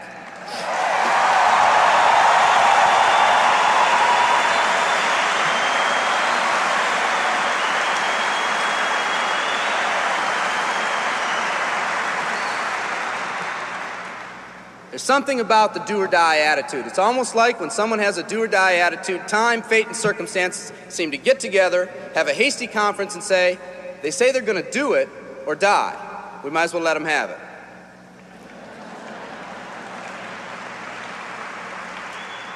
The people in this arena are special. You're special because you've already rekindled that independent spirit.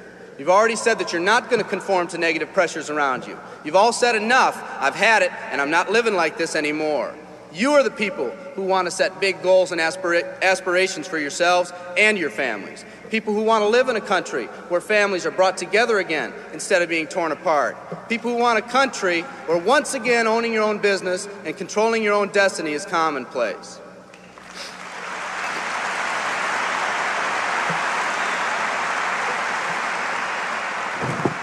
People who want a country where every man, woman, and child is treated with equal respect and dignity.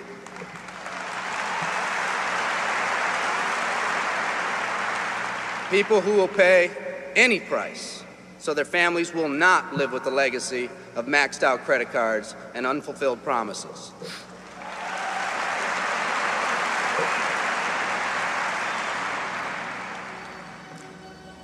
Today, we stand at the genesis of a new revolution, and people like you are going to lead it. Theodore Roosevelt said these words decades ago, and I think they're particularly appropriate today. He said, "We see across the dangers of the great future, and we rejoice as a giant refreshed. The great victories are yet to be won, the greatest deeds yet to be done.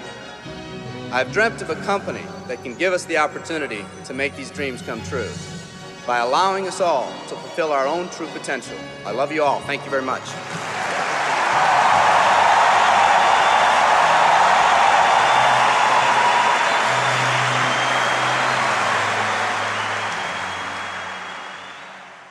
Chapter 7, Skill Number 4, Following Up with Your Prospects. In MLM, they say the fortune is in the follow-up. I think that's true, because most people in MLM don't follow up at all, at least not as professionals. You need to understand some important concepts if you're going to master this skill. Concept number 1, follow up is doing what you said you'd do. If you say you're going to call at a specific time, then do it. The network marketing profession is full of people who get all excited one minute and then go missing in action the next. Run your business through a physical or electronic calendar. Be the person who does what they say they're going to do. People will respect that. I sold real estate the year before I got involved in network marketing. My father and his partner owned the company. One day I was in the office and a gentleman by the name of Chuck Aycock showed up for a 10 a.m. meeting with my dad. It was 9:55 a.m., and my dad wasn't in the office yet. I greeted Chuck and told him I was sure my dad would arrive soon. At 10 a.m. exactly, Chuck got up and said, "It's 10 o'clock. Your dad isn't here. Have him call me if he wants to reschedule the meeting." I couldn't believe it. He came all the way to the office just to leave 30 seconds after the appointment? I told him, "Mr. Aycock, I'm sure he'll be here any minute. There's no need to leave." And then he told me something I never forgot. He said, "Son, you are either early or you are late. He's late, and my time is valuable. Have him give me a call if he'd like to reschedule." And he left. My dad showed up at 10:10 a.m. expecting to meet Chuck. I told him what happened, and he was as stunned as I was. My dad wasn't habitually late or anything. That particular morning, he was just a little casual with his time. He rescheduled the appointment, and I noticed over the years that my dad was always early for his appointments with Mr. Aycock. What's the lesson in this story? For me, the lesson was that people respect a person who does what they say they're going to do. People also respect a person who values their own time. If you say you're going to follow up at a specific time or in a specific way, either do it or reschedule well ahead of your appointment. Concept number 2. The only reason to have an exposure is to set up the next exposure. When I got started, I would conclude every exposure by saying, "What do you think?" No one told me that was one of the worst things to do. It felt like a natural thing to say, but my results were terrible. I asked one of my early mentors for help, and he said, "Eric, the only reason to have an exposure is to set up the next exposure." That blew my mind. I thought the reason to have the exposure was to get the person signed up. He went on to explain that if you finish each exposure by setting up the next one, the prospect will eventually become educated on the opportunity and make an informed decision. The goal in my mind changed from getting the prospect on the first exposure to just keeping the process alive by setting up the next follow-up exposure, then the next, and the next until they made a decision. When I made this small improvement, my results improved dramatically. We talked earlier about how to professionally invite your prospect to take a look at what you have to offer. At the end of that process, we went through several steps to set up the next exposure, meaning your follow-up call. That was your next appointment. When you make that call, you're going to ask them if they reviewed the material. They'll say, "No, I didn't," or they'll say, "Yes, I did."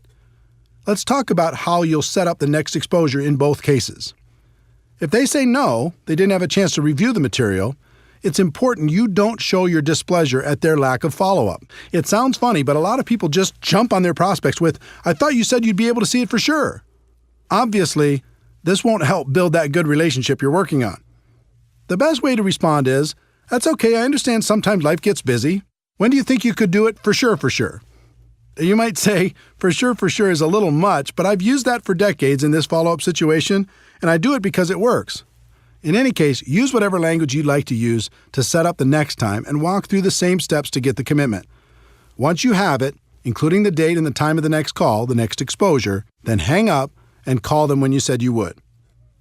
If you call them at the scheduled time and they still haven't reviewed the material, just repeat the process until they do.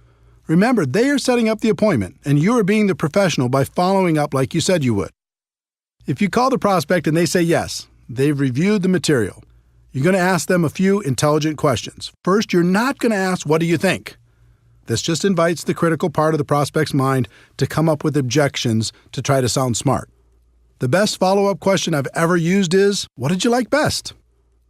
This question will take you in a very positive direction and will give you clues as to the level of their interest. If they say the product, then your next exposure will probably be product-related. If they say financial freedom, then your next exposure will probably be opportunity-related. Another great question to ask is, on a scale of 1 to 10, with 1 being zero interest and 10 being ready to get started right away, where are you right now? With this question, anything over 1 is good. It says they have some interest. Most of the time, you'll get something like a 5 or a 6. No matter what number they give you, all you're going to do is ask them how you can help them get to a higher number. Usually that answer will go along the lines of how they answered, "What did you like best?" If the answer is very positive and the number is fairly high, you can go directly into the closing process. We'll cover that in the next section. If it isn't an obvious green light, then you just schedule the next exposure. They might want to try the product, so you help them do that and set up a follow-up date, a time to call them, and check on the experience, the next exposure. They might want to understand the compensation plan, so you set up a time to get together and review it, the next exposure. They might want to talk with their spouse, so you send them home with materials they can share with their spouse and set up a date and time when you'll follow up, the next exposure. Whatever it is, you never finish one exposure without setting up the next one. Never. If you do, it's over. That's what used to happen to me at the beginning. I would have someone look at the opportunity. When they'd done that, I'd say, "So, what do you think?" They'd usually mumble something like, "I'll let you know," or "I'll get back to you," or "I need to think more about it," or something similar. And poof, they were gone. Then when I tried to call them back, I was just bothering them. The whole thing felt uncomfortable. Once I changed to never finishing one exposure before setting up the next one, everything changed for the better.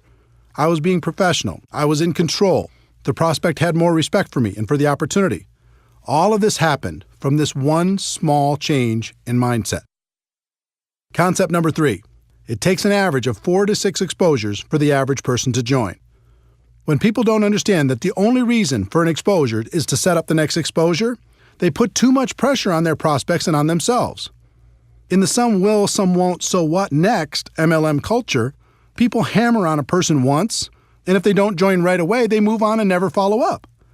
In many cases, they take it a step further by damaging the relationship with the prospects with their attitude.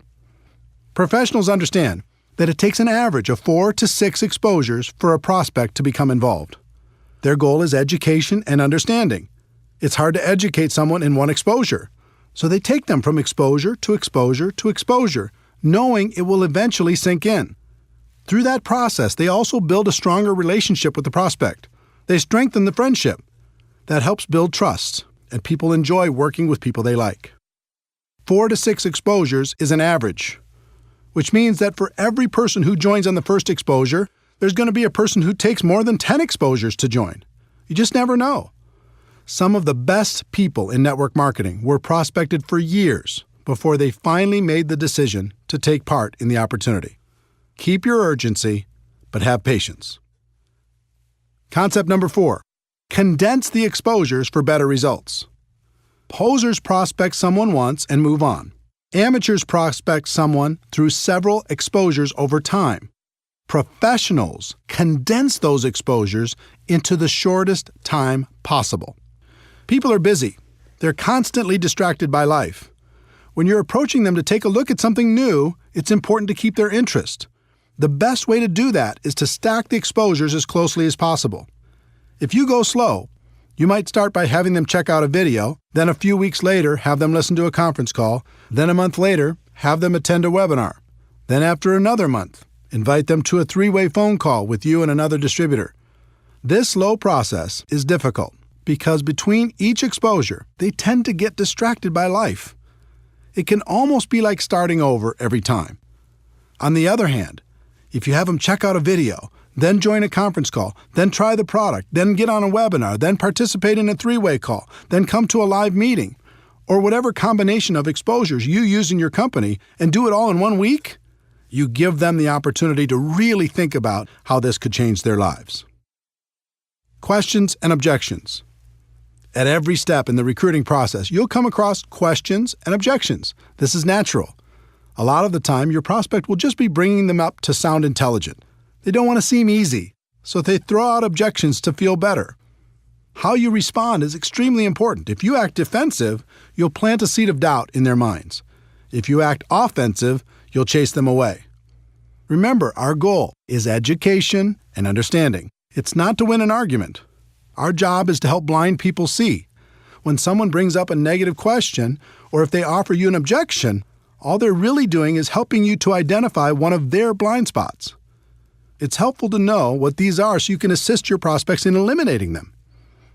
I'm going to give you some specific tactics to help overcome objections, but the thing I want you to remember and spend more time focusing on are concepts. Tactics come and go. Concepts are timeless. I found that objections fall into one of 2 categories. The first is the prospect's limiting belief in their abilities. They aren't sure they can be successful. The second is a limiting belief in network marketing. They aren't sure network marketing will help them achieve their goals in life. For both categories, one of the best concepts is empathy, how you relate to people. And the best way I know to relate to people is to let them know you're just like they are. You had the same doubts, the same questions, the same fears, and you overcame them.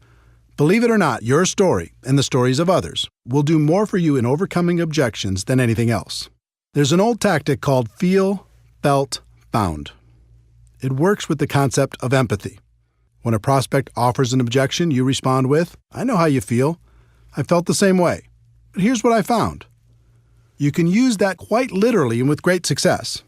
You can also modify it based upon your story and your prospect. When prospects have a limiting belief in their abilities, the common objections in this category are, "I don't have the money. I don't have the time. It's not my thing. I'm not a salesperson. I don't know anyone. Or I'm too old, too young, have no experience, etc." Some people teach fancy approaches where you make yourself seem smart and the prospect seems stupid. "You don't have any money? Do you have a cable bill? Do you have a cell phone? Do you ever go out to dinner? You have lots of money. Come on, wake up." Or, "You don't have the time? How long do you want to have that reality in your life?" You have to change if you want your life to change. How does it feel when you hear that? How would it feel if someone were to say it to you? Pretty bad, right? A better approach is to relate to the person and tell your story. When a person tells me, I just don't have the money right now, I respond, I had the same exact challenge. I didn't have enough money to pay my bills, let alone start a new business. But when I thought about it, I realized if I didn't have enough money to pay my bills now, how was I going to change that in the future? I was tired of being behind. I was tired of scrambling. I wanted more out of life. So you know what I did? I found a way. And it was the best decision I ever made.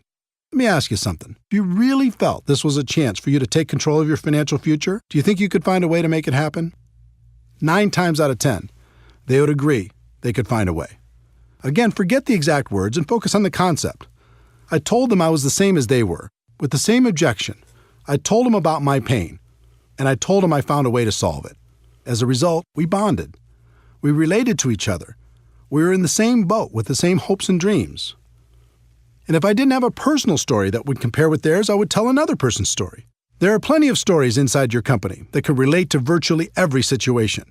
So when a prospect tells you their objection, you can say, I know what you mean. I have a friend who had that same exact problem, and let me tell you their story. Can you see how that approach would work with all the objections based on a person's limiting belief about themselves and their lives? The concept is simple, it's proven, and the results are amazing. When people have limiting beliefs about network marketing, this category includes, is this MLM? Is this one of those things? Is this a pyramid scheme? I'm not interested in MLM. I don't want to bother my friends. And how much are you making? Let's start with the one that strikes fear into the hearts of most people in our profession. Is this MLM? Or variations like, is this one of those things? Or is this a pyramid scheme? Or I'm not interested in MLM. Some people go a little crazy when they hear this question. They say, pyramid scheme, like every corporation in the world, like the government? You mean that? Instead of going crazy on your prospects, it's important to understand where this question comes from. My experience has shown me that they usually knew someone who joined with no success, or else they've done it themselves. Usually they just purchased a virtual lottery ticket like I described earlier and it didn't pay off. This scenario represents well over 90% of the people who will ask this kind of question. The rest of them have heard of opportunities like this and are rightfully skeptical of the promise of getting rich quick. If they ask this kind of question with any sort of emotion, I know they've been involved at some point. So I say, wait a minute. You have a story. What happened? Were you involved in network marketing at some point? Then just let them tell you their story. It opens them up. It lowers their defenses.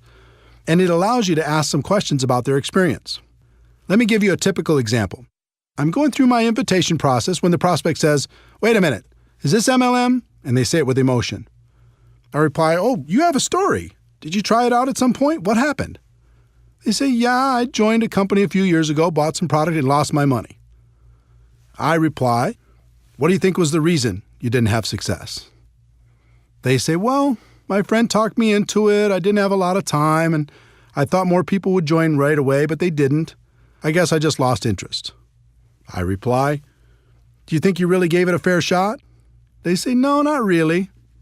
I reply, do you think network marketing was the problem, or do you think maybe your timing wasn't right? They say it was probably the timing.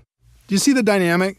I've had thousands of these conversations, and they're all slightly different. But if you ask some questions and are friendly through the process, you have a strong opportunity to help them get rid of their blind spot and take a look at what you have to offer. In addition, you can relate to them by saying you had the same objection initially and telling them how you overcame it.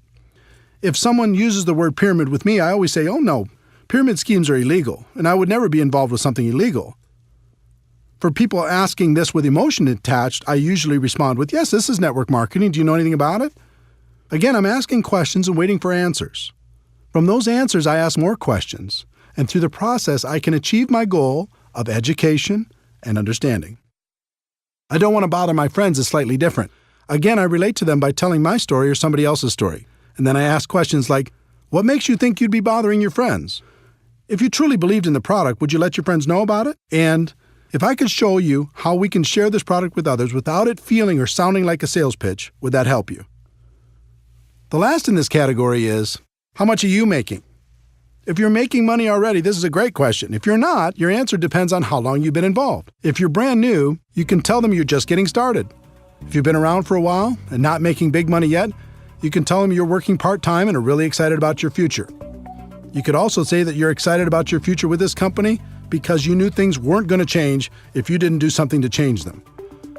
The other way to answer it is to tell your story and then tell stories of people you know who are making good money. You can even suggest setting up a phone conversation with those people so they can feel more comfortable about the opportunity. All of this takes practice, but if you get the concepts down, you'll find it becomes easy. And the other thing that should encourage you is you'll only have this handful of the same objections for the rest of your career. There's nothing new here. What I've listed in this section is about all there is. Remember, our goal is education and understanding. This is a part of the process that makes that goal a reality.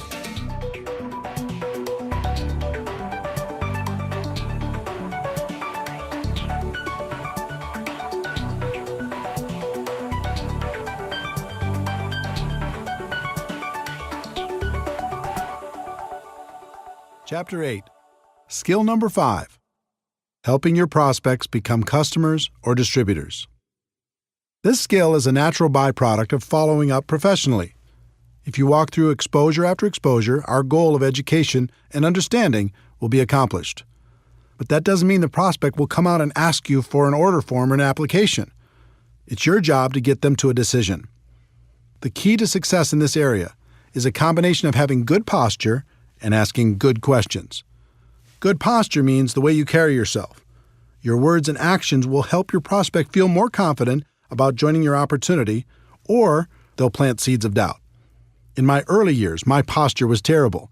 I was trying to get people instead of pursuing the nobler goal of education and understanding.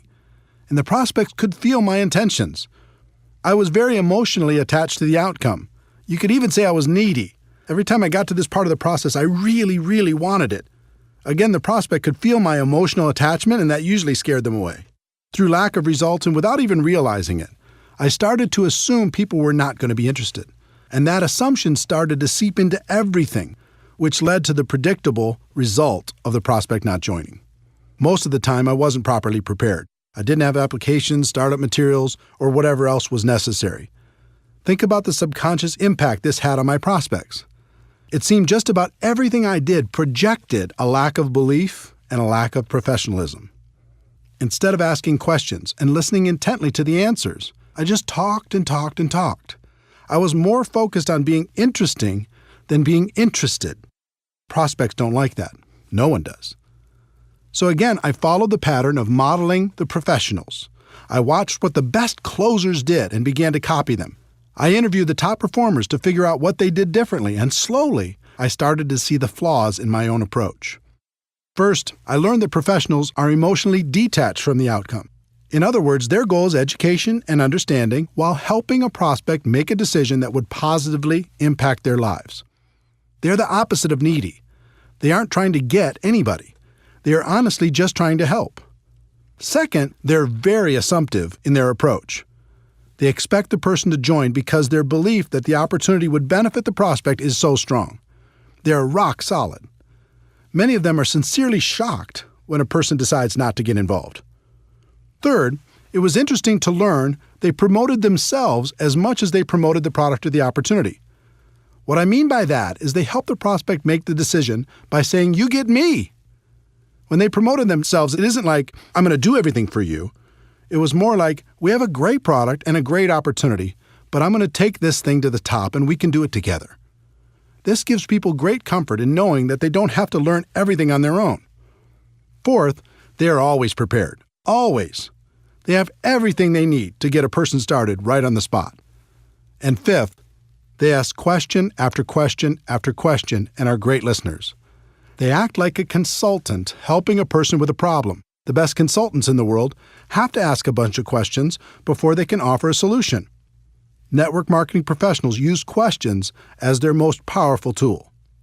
As you can imagine, it took me a while to figure all of this out, and that was just half the battle. It's one thing to have the information, and it's another thing to put it into action. I wasn't as talented as the pros, but I could model what they did, so I just started to act like they acted.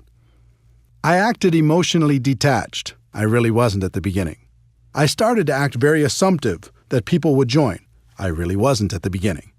I started to tell people, and you get me, even though I didn't think that was such a huge benefit at the beginning. I was always prepared. I started to ask lots of questions, focusing more on being interested than interesting. And as time went on, I acted less and less and believed more and more. The same can happen for you. Let's talk about questions. If you were a consultant and your job was to figure out if an opportunity was a good fit for your client, what would you do? You'd ask questions, right? In working to help a prospect make a positive decision about your opportunity, you're going to do the same thing. But instead of asking, what did you think, which leads nowhere, learn to ask questions that lead in a positive direction. Did it make sense to you? What did you like best about what you just saw? Pretty exciting, isn't it? Can you see how this could be an opportunity for you? Of these examples, the one I used most is, what did you like best? The answer to that question is almost always positive, and it gives you clues as to the area in which they're most interested. Then I like to say, let me ask you a question on a scale of 1 to 10, with 1 meaning you have 0 interest and 10 being you're ready to get started right now. Where are you? They'll give you a number. And it's usually obvious from their number that they either need more information before they'll make a decision or they're leaning towards getting started now. If you feel they need more information, just guide them to the next exposure that will help them the most. But if you feel they're ready to get started, then ask a series of 4 questions. This 4-question close has produced strong and consistent results over the course of my career. If you learn it and use it, you'll be amazed at how many people you can help. Question number 1. Based upon what you've just seen, if you were to get started with this company on a part-time basis, approximately how much would you need to earn per month in order to make this worth your time? Instead of asking this question, most distributors say things like, how'd you like to make $10,000 a month? Don't do that. Instead of prescribing what you think they want, just ask them what it would take to make it worth their time and wait for their answer. Question number 2. Approximately how many hours could you commit each week to develop that kind of income? Now they have to go inside their head and check their mental calendar to see how much time they would invest to get that kind of money. Question number 3. How many months would you work those kind of hours in order to develop that kind of income? This question makes them think about their level of commitment if they want the income from question number 1. Question number 4. If I could show you how to develop an income of, their answer to question number 1, per month, working, their answer to question number 2, hours a week over the course of, their answer to question number 3, months, would you be ready to get started? Most of the time, you'll get a positive answer to this question. And when people say, sure, show me how, you can pull out your compensation plan and sketch out a reasonable game plan to achieve their goals. There are rare occasions when people will give you unrealistic numbers. They might say they want $10,000 a month working 2 hours a week for 1 month. Doesn't happen often, but it does happen. If you face that situation, you act as a consultant and say, I'm sorry, but your expectations are way too high. You can get to $10,000 a month, but it'll take more hours and more months than you're willing to commit. If you're willing to change those expectations, we can talk. If you don't get a positive answer to the 4 questions, that's okay. That means the prospect will need to have more exposures before they're ready. Schedule the next one and repeat this process when you're done. This skill will take practice, but it's a skill that will serve you for the rest of your career. If you're tired of having too many people thinking about it and not enough taking action, this will help.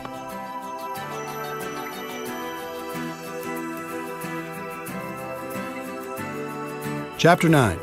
Skill number 6. Helping your new distributor get started right.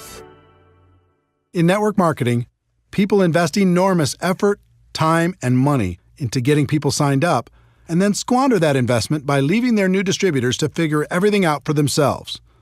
Professionals don't do that.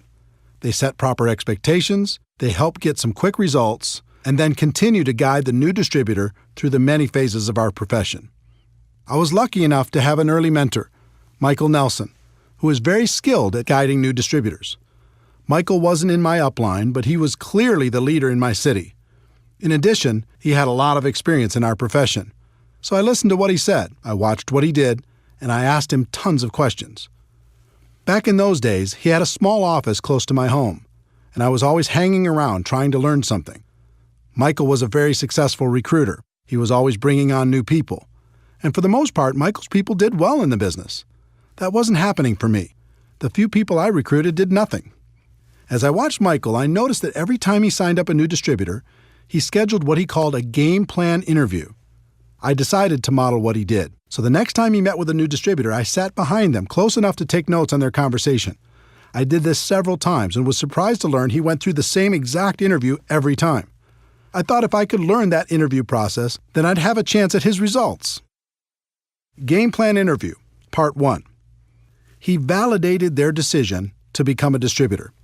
He said things like, "Congratulations on making the decision. I'm proud of you for taking charge of your life.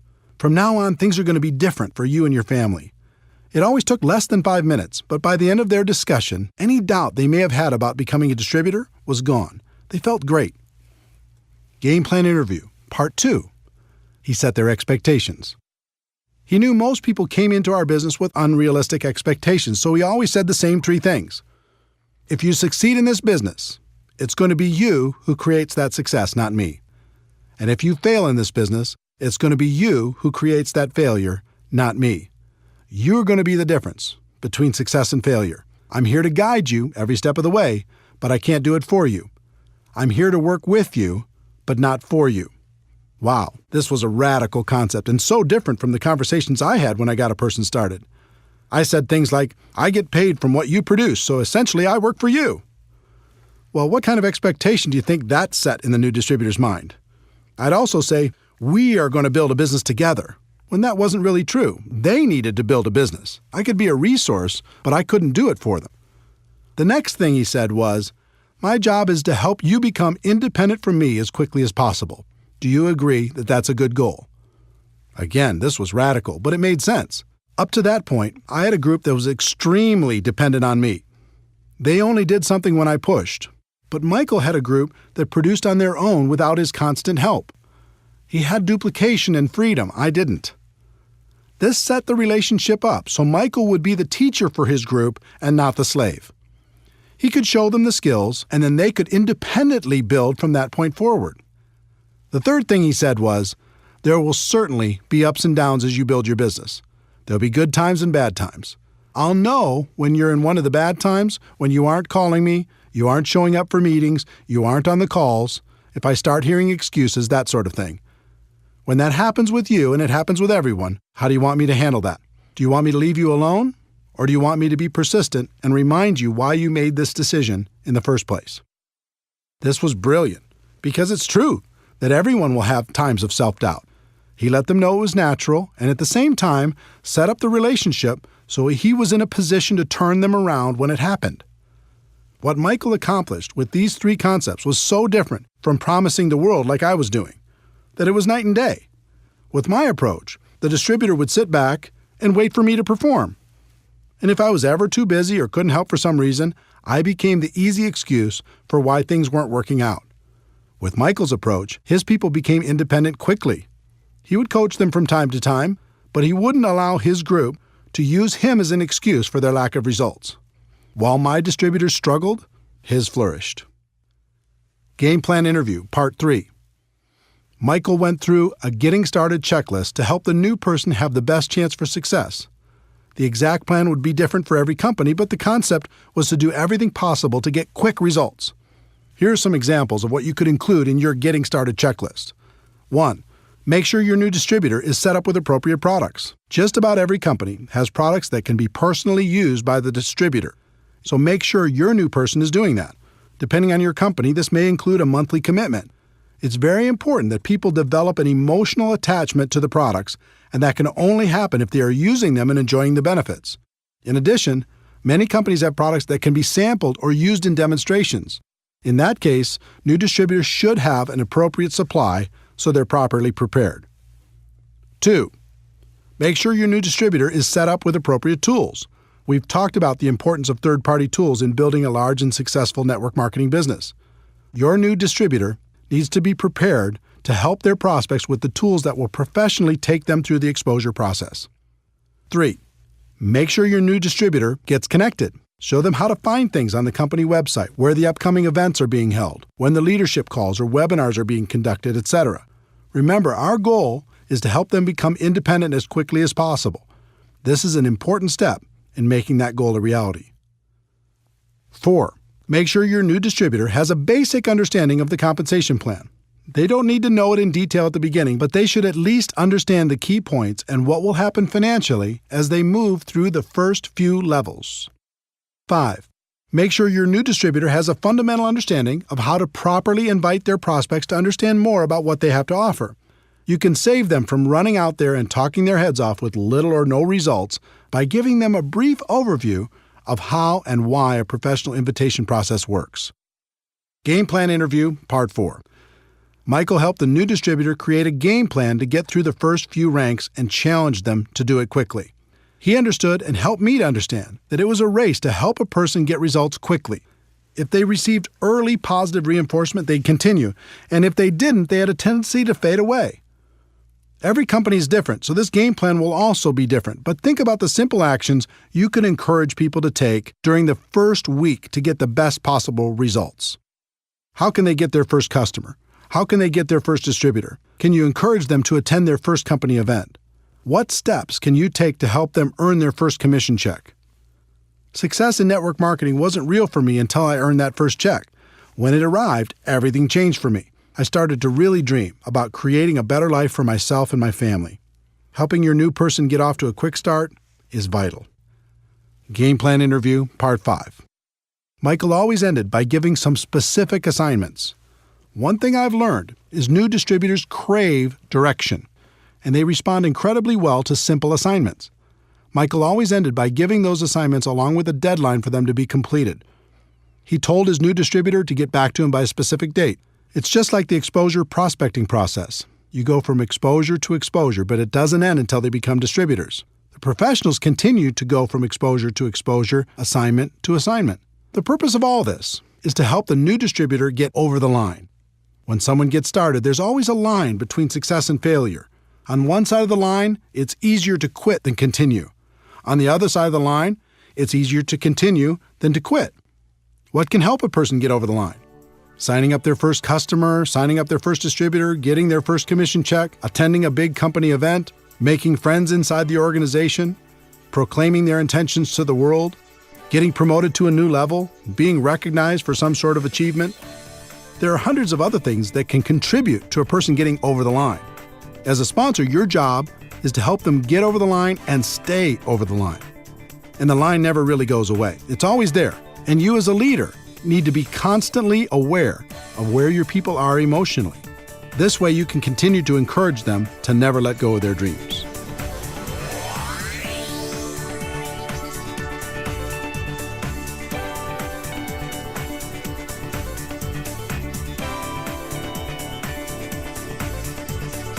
Chapter 10. Skill 7. Promoting events. In network marketing, meetings make money.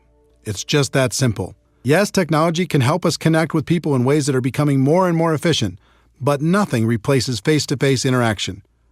Meeting people one-on-one, in small groups, or at local or bigger events will have a huge impact on the long-term success of any network marketing organization. But one particular type of event is the most powerful, and that is the destination event.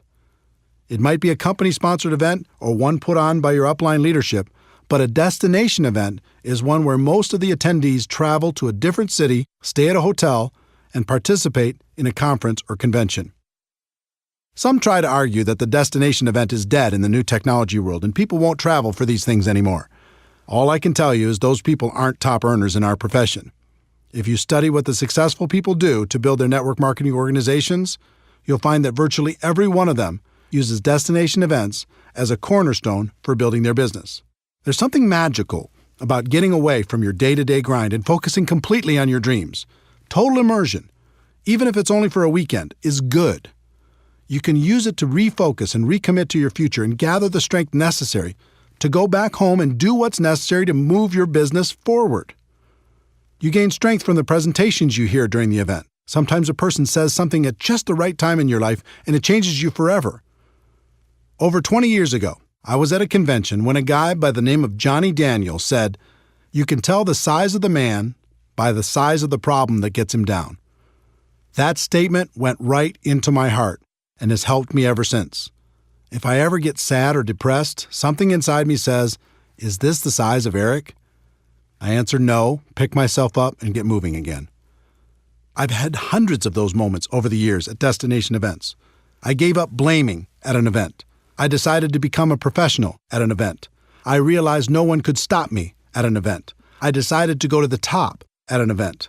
In fact, as I think back, I can't think of a single significant moment in my network marketing career that didn't happen at an event. They're that powerful. In addition to gaining strength from the presenters, you'll also receive incredible validation of your decision to be involved. It's a concept called social proof, and it's very important.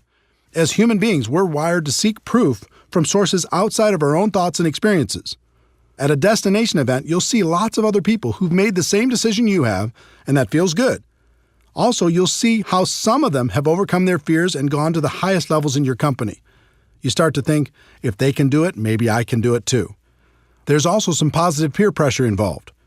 Most destination events include recognition programs: who won the contest, moved to the next rank, earned the top income, or spoke from the stage. When I went to my first event and I saw all the people walking across that stage, I had one thought: the next time, I'll be walking across that stage. It was inspiring that so many people had accomplished what I hadn't done yet. It made me think I could do it, and it made me work on a plan to make it happen. In addition to being inspired, I also didn't want to show up at the next event without some improvement in my business. That positive peer pressure helped me face my fears and make it happen. Overall, the sense of community at a destination event is comforting. We all live in a world filled with ignorant people when it comes to network marketing. That can be discouraging at times. But when we go to a big event, suddenly we're surrounded by people who think like we think. They have similar beliefs, hopes, dreams, aspirations, and positive attitudes. Spending time with this amazing group of people can literally fill us back up again, so we have strength for the next push. Once you understand how important destination events are to the success of your business, you need to learn how to effectively promote them to your organization. It's really simple. The more people from your group attend events, the more money you're going to make in our profession. Top leaders know exactly how many people are attending, and they make sure to grow that number at every new event. Think about it. Take two distributors, who each have a group of 100 people. Distributor A makes it a priority and gets everyone to attend every major destination event. Distributor B doesn't make it a priority, so only a handful attend. Which group is going to be more successful? It's not even a contest.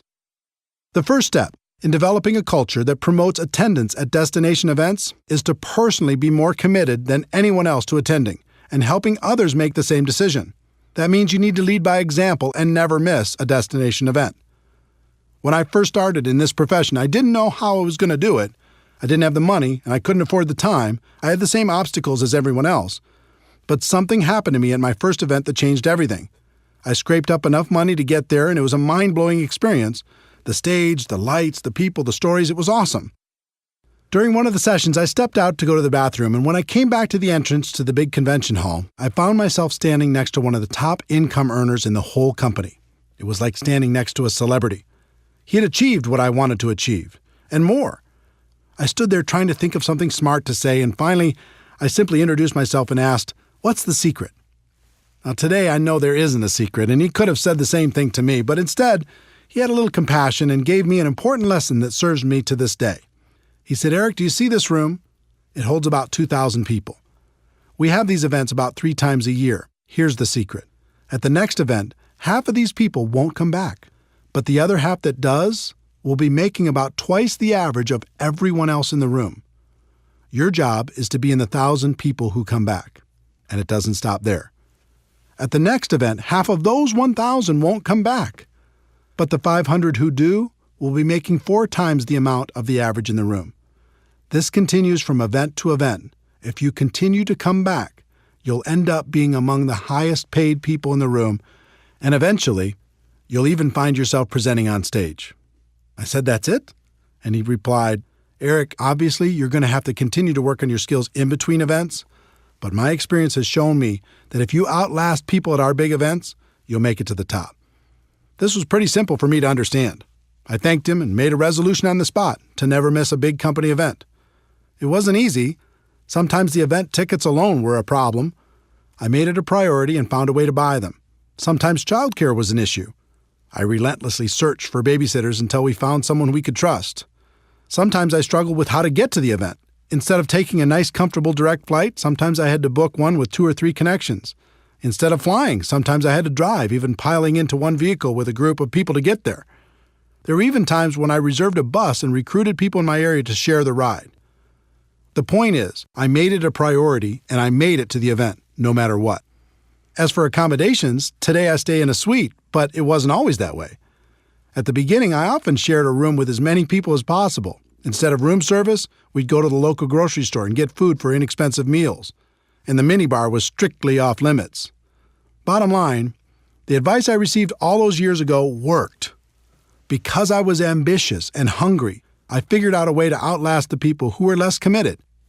And just like that top income earner had told me, my income continued to grow with each event. On top of that, another strange thing happened. I started to feel different than everyone else. I started to feel like an Iron Man. I started to be proud of the fact that I was still standing when other people lost faith. So if you're more committed than anyone else to attending the destination events, that all-important commitment will serve you very well. Once you're fully committed, the next step is to grow the number of people on your team that attend with you. Most people announce the next big event to their group, sit back, and hope people register. Professionals understand there's a big difference between an announcer and being a promoter. Promoters make the event a priority in their group. They are relentless with their message. They tell stories that inspire people to action. They take nothing for granted and don't rest until people have registered. They paint a picture in people's minds about how great the event will be and the benefits of attending. One thing I learned long ago was to never buy someone's excuse, at least at the beginning. I can't tell you how many people started off by telling me the reasons they couldn't attend the next destination event, only to find out that their reason was just an excuse and wasn't really true. The problem with amateurs is they buy that first story, and that's the end of it. Person says, I can't get off work, or I can't afford it, or I can't arrange childcare, or who's going to watch my dog, or there's a birthday party that weekend. And the amateur says, oh well, it is what it is. I hope you can make it to the next one. The professional has a completely different mindset. When they hear an objection, they don't buy that story because they know it's probably not real, or at least not real enough. Instead, they work with that person to help them understand the meaning and importance of attending the event. Then they brainstorm with them to figure out a way to overcome their initial problem. I can't tell you how many people I've talked to who had already decided they were not going to attend the next event, and within 5 minutes, they changed their mind and registered. The lesson here is to tell your story, don't buy theirs. Think of this skill as if you're a publicly traded company and your stock value is tied directly to how many people you have at each destination event. If that were the case, you'd make it a priority to always have a bigger number at the next event, wouldn't you? You might start with just you at the first event, but then the goal needs to be to bring someone with you to the next one and to grow that number at the next and the next and the next. There's no such thing as a silver bullet in network marketing, but this skill is as close as it gets.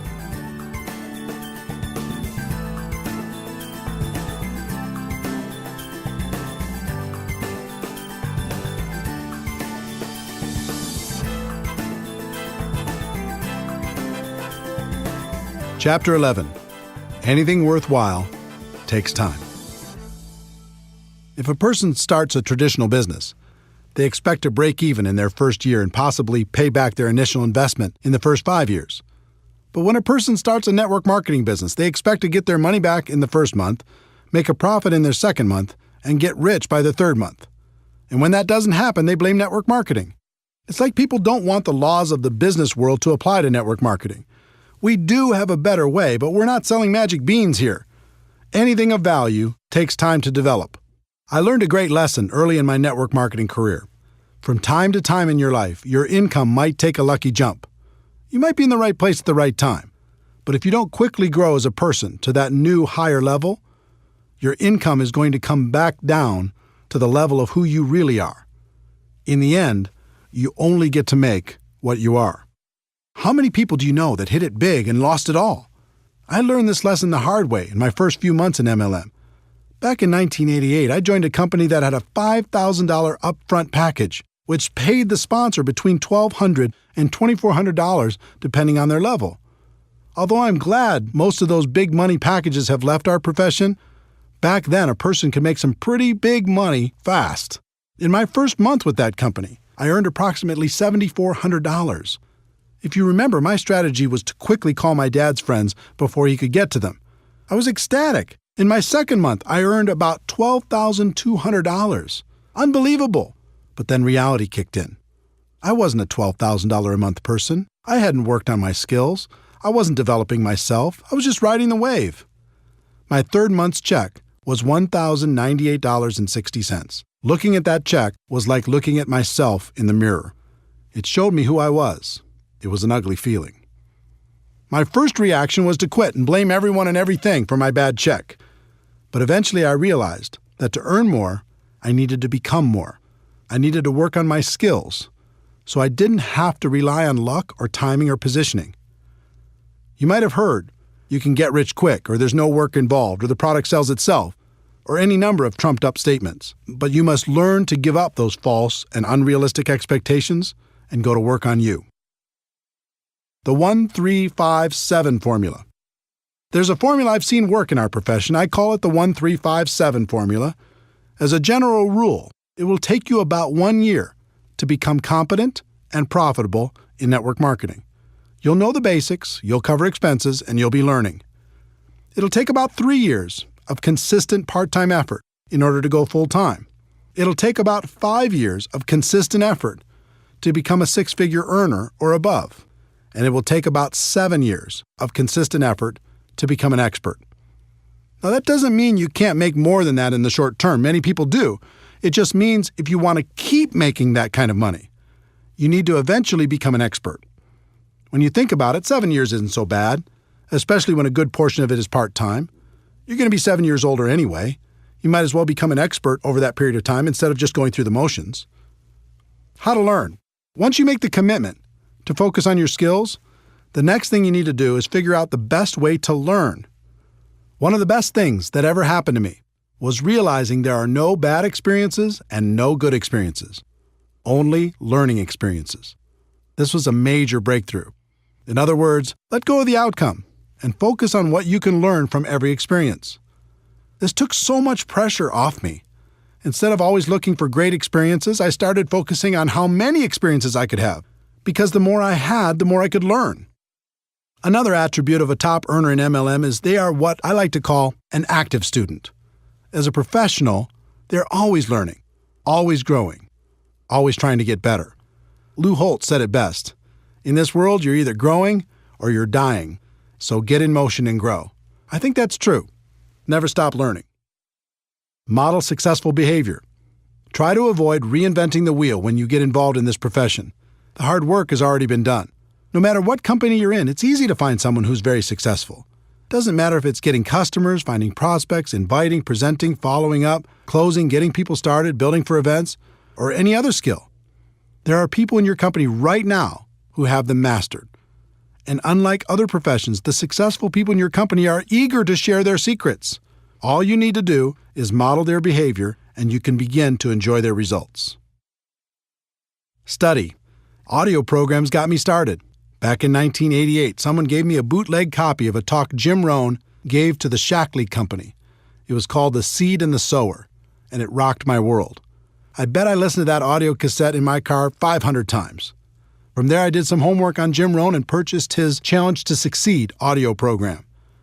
Jim Rohn gave me hope, but more than that, he gave me direction in my continual personal development. That audio program launched my personal development journey. Through the years, I continued with dozens of different audio programs, all incredibly helpful in keeping my mind right. There's something magical about audio. It whispers in your ear, reminding you of your dreams, of your potential, and how to get there. In addition, it's repetitive. You probably won't read a book over and over, but you'll listen to an audio program over and over, especially if it's entertaining.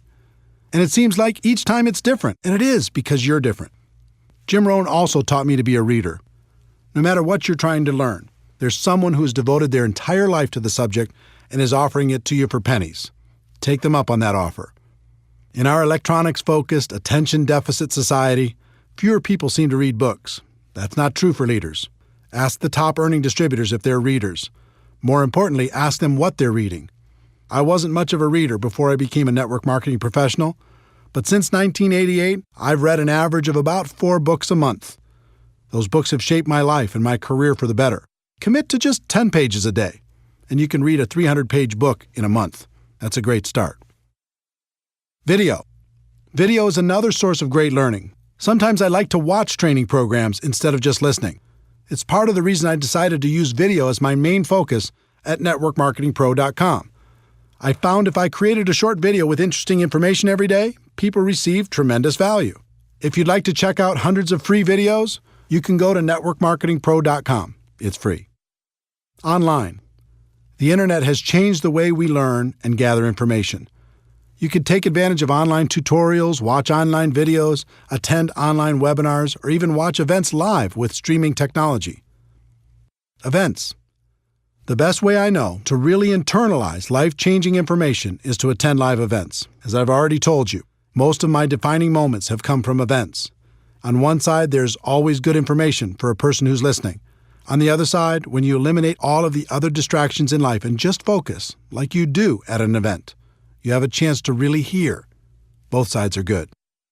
Be careful of distractions. With all of the choices available to you in terms of studying your craft, now more than ever, you must be careful about what you allow into your mind. People everywhere will try to distract you with their latest and greatest breakthrough, and it can be very tempting to jump at all those opportunities. You should be focused on a very narrow range of skills: finding prospects, inviting, presenting, following up, closing, getting people started right, and promoting events. Make sure you master those skills before adding anything else to your to-do list. Take action. Almost all of the learning in MLM is in the doing. If you want to learn how to talk to people on the phone, then talk to more people on the phone. If you want to learn how to do a home presentation, then do more home presentations. You'll certainly figure it out. That doesn't mean you shouldn't continue to seek knowledge on the skill sets for success in MLM, but it does mean you shouldn't wait for complete knowledge before taking action. Part of the reason people avoid taking action is they're afraid they'll be embarrassed. If you want to be successful in network marketing, you must learn to set that fear aside. Here's why. It's very difficult to look good and get better at the same time. Instead of being afraid of how you look as you're learning and growing, be afraid of not taking action and living a life at a fraction of your potential. Let me give you a concept that has served me for over 20 years in the area of developing my skills. Back in the early 1990s, a friend and I were searching for a great network marketing product. We traveled the country and met with many interesting people. Our journey led us to an organization in Michigan called the HighScope Educational Research Foundation. They had a progressive and proven way to teach children how to learn more effectively. HighScope has many components, but the one that struck me then is the one I've used to this day, called Plan, Do, Review. Here's how the company explains the process. In the Plan, Do, Review process, children make plans, carry them out, and reflect on what they have done. In doing so, children learn to take initiative, solve problems, work with others, and accomplish their goals. Their play becomes more purposeful and focused. By making Plan, Do, Review a successful and integral part of your classroom's daily routine, you'll learn how you can promote learning and build on children's interests and intrinsic motivation. When I heard what they were saying on how to use it as a teaching tool for children, the only thing that was rolling around in my mind was how I could use it for myself and the people in my organization. While things didn't work out for turning the HighScope product into a network marketing product, I'll be forever grateful to their organization for helping me and hundreds of thousands of people all over the world to use this concept to build a better business. Here's how I've used and taught the concept for over 20 years now. Choose a skill you want to develop. 1. Make a plan. 2. Do your plan. 3. Review your results to see how you could do better next time. Most people don't make a plan. They just charge out there and do. Even more people never review their results to see how they could improve. Do you see how this connects with no good experiences and no bad experiences, only learning experiences? 1. Make a plan. 2. Do your plan. 3. Review your results, good or bad, to see how you could do better next time. 4. Make a better plan. 5. Do that better plan. 6. Review those results, good or bad, to see how you could do better next time. 7. Never stop applying Plan, Do, Review, and you'll eventually become an expert through trial and error. This little secret to learning in MLM is one of the most powerful I've shared. It's become part of my DNA. I hope the same happens for you. Teaching. Would it surprise you to know that teaching is one of the best ways to learn? It's true. If you want to really master something, Teach it to others. Teaching burns a groove in your brain like nothing else can. Who do you think gets the most benefit from the daily video shows at networkmarketingpro.com? I do. I have to think about it, prepare, and present the message every day, so it helps keep me sharp and on top of my game. The lesson for each of you should be to find someone to teach. Even if you just have one person in your group, start there. And as your group grows, look for more and more opportunities to teach. You'll get the most benefit. Your associations. This is another important lesson from Jim Rohn. He taught me the law of association that says you'll become the average of the 5 people you spend the most time with. You'll think how they think, act how they act, talk how they talk, and earn how they earn. Let me tell you something. This law is real. You can't fight it. I've done 3 things over the course of my career when it comes to my associations. First, I've disassociated with the people who are toxic to my life. This isn't an easy decision, but it's an important one. Some people will keep you down permanently. Second, I've limited my associations with negative people or people who weren't helping me grow in the direction of my dreams. I just learned to spend less time with those people and more time on positive influences. And third, I've worked to expand my associations with people who can help me become a better person and a better professional. If you're trying to learn to become an expert in the network marketing profession, doesn't it make sense to find a way to spend more time with the people who have the skills you're looking for? If this is a little too stressful to think about when you're looking at the 5 people you're spending time with right now, here's a little tip. About every 6 months, one of the people in your 5 will change. They'll move, get a new job, start a relationship, end a relationship. Something will happen. The secret is, when that happens, choose very wisely when you're thinking about who's going to take their place. Most people don't think about this at all. They just let the next person fall into that place. That's a big mistake. Find someone who will push you. Find someone who will inspire you. I hope these suggestions on the learning process of becoming a professional have been helpful to you. It's okay to dream big, but you also have to be patient. Anything of value takes time. Continue to develop your skills. Become a permanent student. Those skills will make a place for you for the rest of your life. There's one more concept you need to understand. I've analyzed the top earners in network marketing. I've interviewed them, and we've become friends. Do you know what they all have in common? They work hard. Don't get me wrong, they have a great lifestyle, and they love what they do, but they work their butts off. If you want big success in MLM, you're going to have to do the same. Network marketing isn't about luck, timing, positioning, or signing that magic person who will make you rich. Freedom is possible, but it isn't free. It will take hard work to stay consistent when the world tries to distract you. It'll take hard work to learn the skills required for long-term success. It'll take hard work to become the leader you're meant to be. Some people in network marketing become unhappy when they realize work is involved. Most of them join for some sort of free ride. When they experience growing pains, they run for the hills. Be different. It might take hard work, but it's good work. And it's the best way I know for the average person to enjoy true freedom.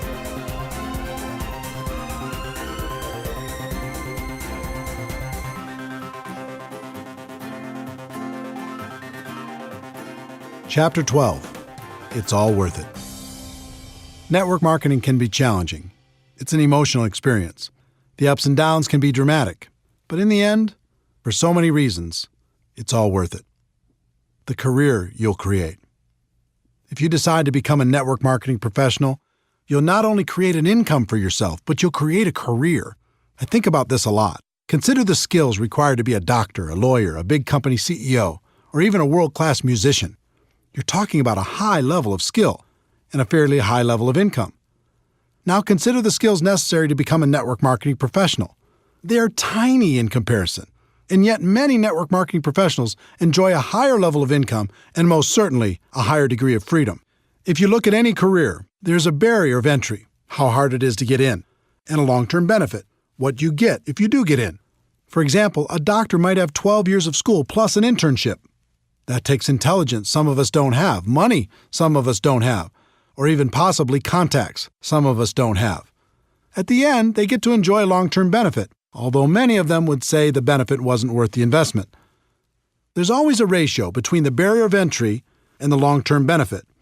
There's no question in my mind that of all the professions in the world, the profession of network marketing has the best ratio when you compare the low barrier of entry with the high long-term return. One of the best decisions in my life was making a career out of network marketing instead of just messing around. Becoming a professional made all the difference, and now it's great fun to spend a good portion of my time helping other people do the same thing. The freedom you'll enjoy. Freedom is an interesting word. When it comes to work, I think we understand the concept, but not the entire meaning. For me, freedom means having choices. It means living the life I want to live instead of the life other people want me to live. Do you remember the imagination you had as a child? Imagine your life without limits. You wake up when you're done sleeping. You're doing work that is fulfilling and makes you happy. You get to work with people you enjoy. You don't have to compromise all the time. You work when you feel like working, but you also play when you feel like playing. You get to spend tons of time with the people who are important to you. You're living a big life and not wasting away in a box. When you get a clear picture of what freedom is about, you'll find the price you need to pay to achieve it in network marketing is very low. Facing your fears and living a life that's free is easy. Spending the rest of your days living half a life is hard. The lives you'll touch. It's one thing to create freedom for yourself and your family. It's another thing altogether to help someone else do the same. There are so many people struggling in this world. You have the ability to help people see a bigger picture for themselves. You can give hope to the hopeless. You can encourage their dreams. You can provide them with the inspiration necessary to face and overcome their fears. One of my greatest joys is to appear in someone else's testimonial. It's great to hear that someone was lost, and in some small way, I was able to help them find their way. Network marketing allows you to do this on a big scale. Not only can you help one person, but you can help hundreds or even thousands to live a better life. And the exciting thing is, that's just the beginning. It's just like throwing a rock into a pond. When it hits the water, you see the ripples growing larger and larger until they hit every edge of the pond. In network marketing, sometimes you don't see all the ripples. You might be aware of the impact you had on one person's life, and maybe one or two more ripples, but they keep growing whether you see them or not. That's why I do what I do. It's why I wrote this book. I know people will be positively impacted, and that's a stone thrown in the water. But then they'll make a positive impact on others, and the ripples begin. And those people will do the same and over and over and over again. With network marketing, you really can make a difference. The people you'll meet. Network marketing has introduced me to the most amazing people. This profession gives you the chance to not only expand your group of friends, but also to be able to spend more time with them. You'll never find a more passionate group of entrepreneurs in any other profession. These people love life and spend their time lifting each other up. Here's an example of what that means to me and what it can mean for you. You can name virtually any state in the United States or any other country in the world, and a friend instantly pops into my mind. Network marketing has also introduced me to many of my heroes. I've been lucky enough to share the stage and become friends with great people, including Anthony Robbins, Brian Tracy, Dennis Waitley, the late Stephen Covey, Tom Peters, Les Brown, the late Og Mandino, David Bach, Robert Kiyosaki, Harvey Mackay, Art Williams, Ken Blanchard, Tom Rath, Daniel Pink, Mark Victor Hansen, Jack Canfield, Jeffrey Gitomer, Gary Vaynerchuk, Tom Hopkins, and many, many others. On top of all that, I've been able to learn from more million-dollar MLM learners than I could count. All of them have had a positive impact on my life and my career. This profession also helped introduce me to my amazing wife, Marina. I was in Moscow for a big MLM training event, and she was attending that event with her family. Because she could speak multiple languages, she was helping to translate backstage. I was smitten. Our first date was in Red Square at midnight after the event. With the snow softly falling around us, I'll never forget it. We've been together ever since. I'm not saying you'll find the love of your life in MLM, but I am saying you'll find friendships that will last a lifetime. The places you'll see. If you build a large and successful network marketing business, a few things will happen. First, you'll win some trips that will be trips of a lifetime. Second, you're going to need to support your organization as they expand into every territory or country where your company does business. And third, you're going to have enough money and time to go wherever you'd like. It's been said that your life can be measured by the number and intensity of your experiences. If that's true, I've already lived a very long life. I've been to every state in the United States with the exception of Alaska, and I'll remedy that soon. I've also been to about 40 countries around the world.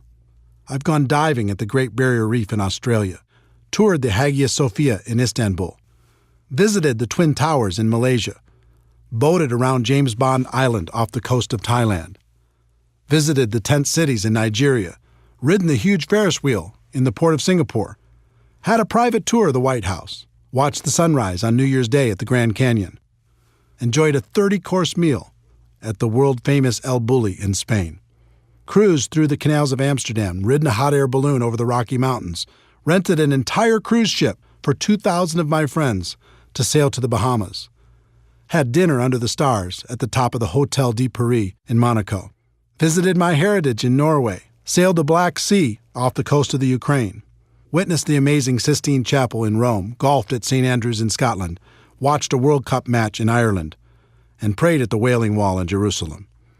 All of this and so much more was made possible because I embraced the great profession of network marketing.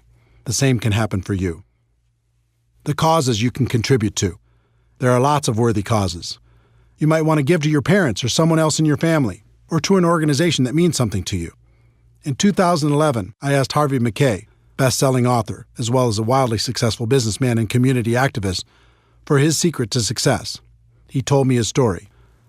Eric, my father sat me down after I graduated from the University of Minnesota at age 21. I was a little bit cocky, going to take on the world, going to start at the top and work my way up. And he said, Harvey, 25%, 1/4 of your life, starting now, is going to be devoted to volunteerism. Now, I didn't know what that meant, other than I started volunteering for everything. Heart, Cancer, United Way, Boy Scouts, March of Dimes, Salvation Army, everything. Let me tell you what that experience has done for me my entire life. Being on all those boards and being involved in all those charities, I became a better communicator. I became a better leader. I became a better salesperson.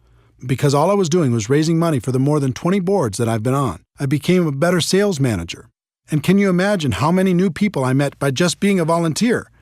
My network grew tremendously. But the biggest thing that happened was my sense of being a citizen of the world. To know that you've helped another human being and to be able to see the results, it's an unbelievable feeling. I'm so thankful to my father because his advice changed my life. This interview changed my life because it impacted my thinking on contribution. I'd always thought that there was really only one way to help a worthy cause, and that was with your money. But after my conversation with Harvey, I realized that there was 3 ways to help. The first is with your money.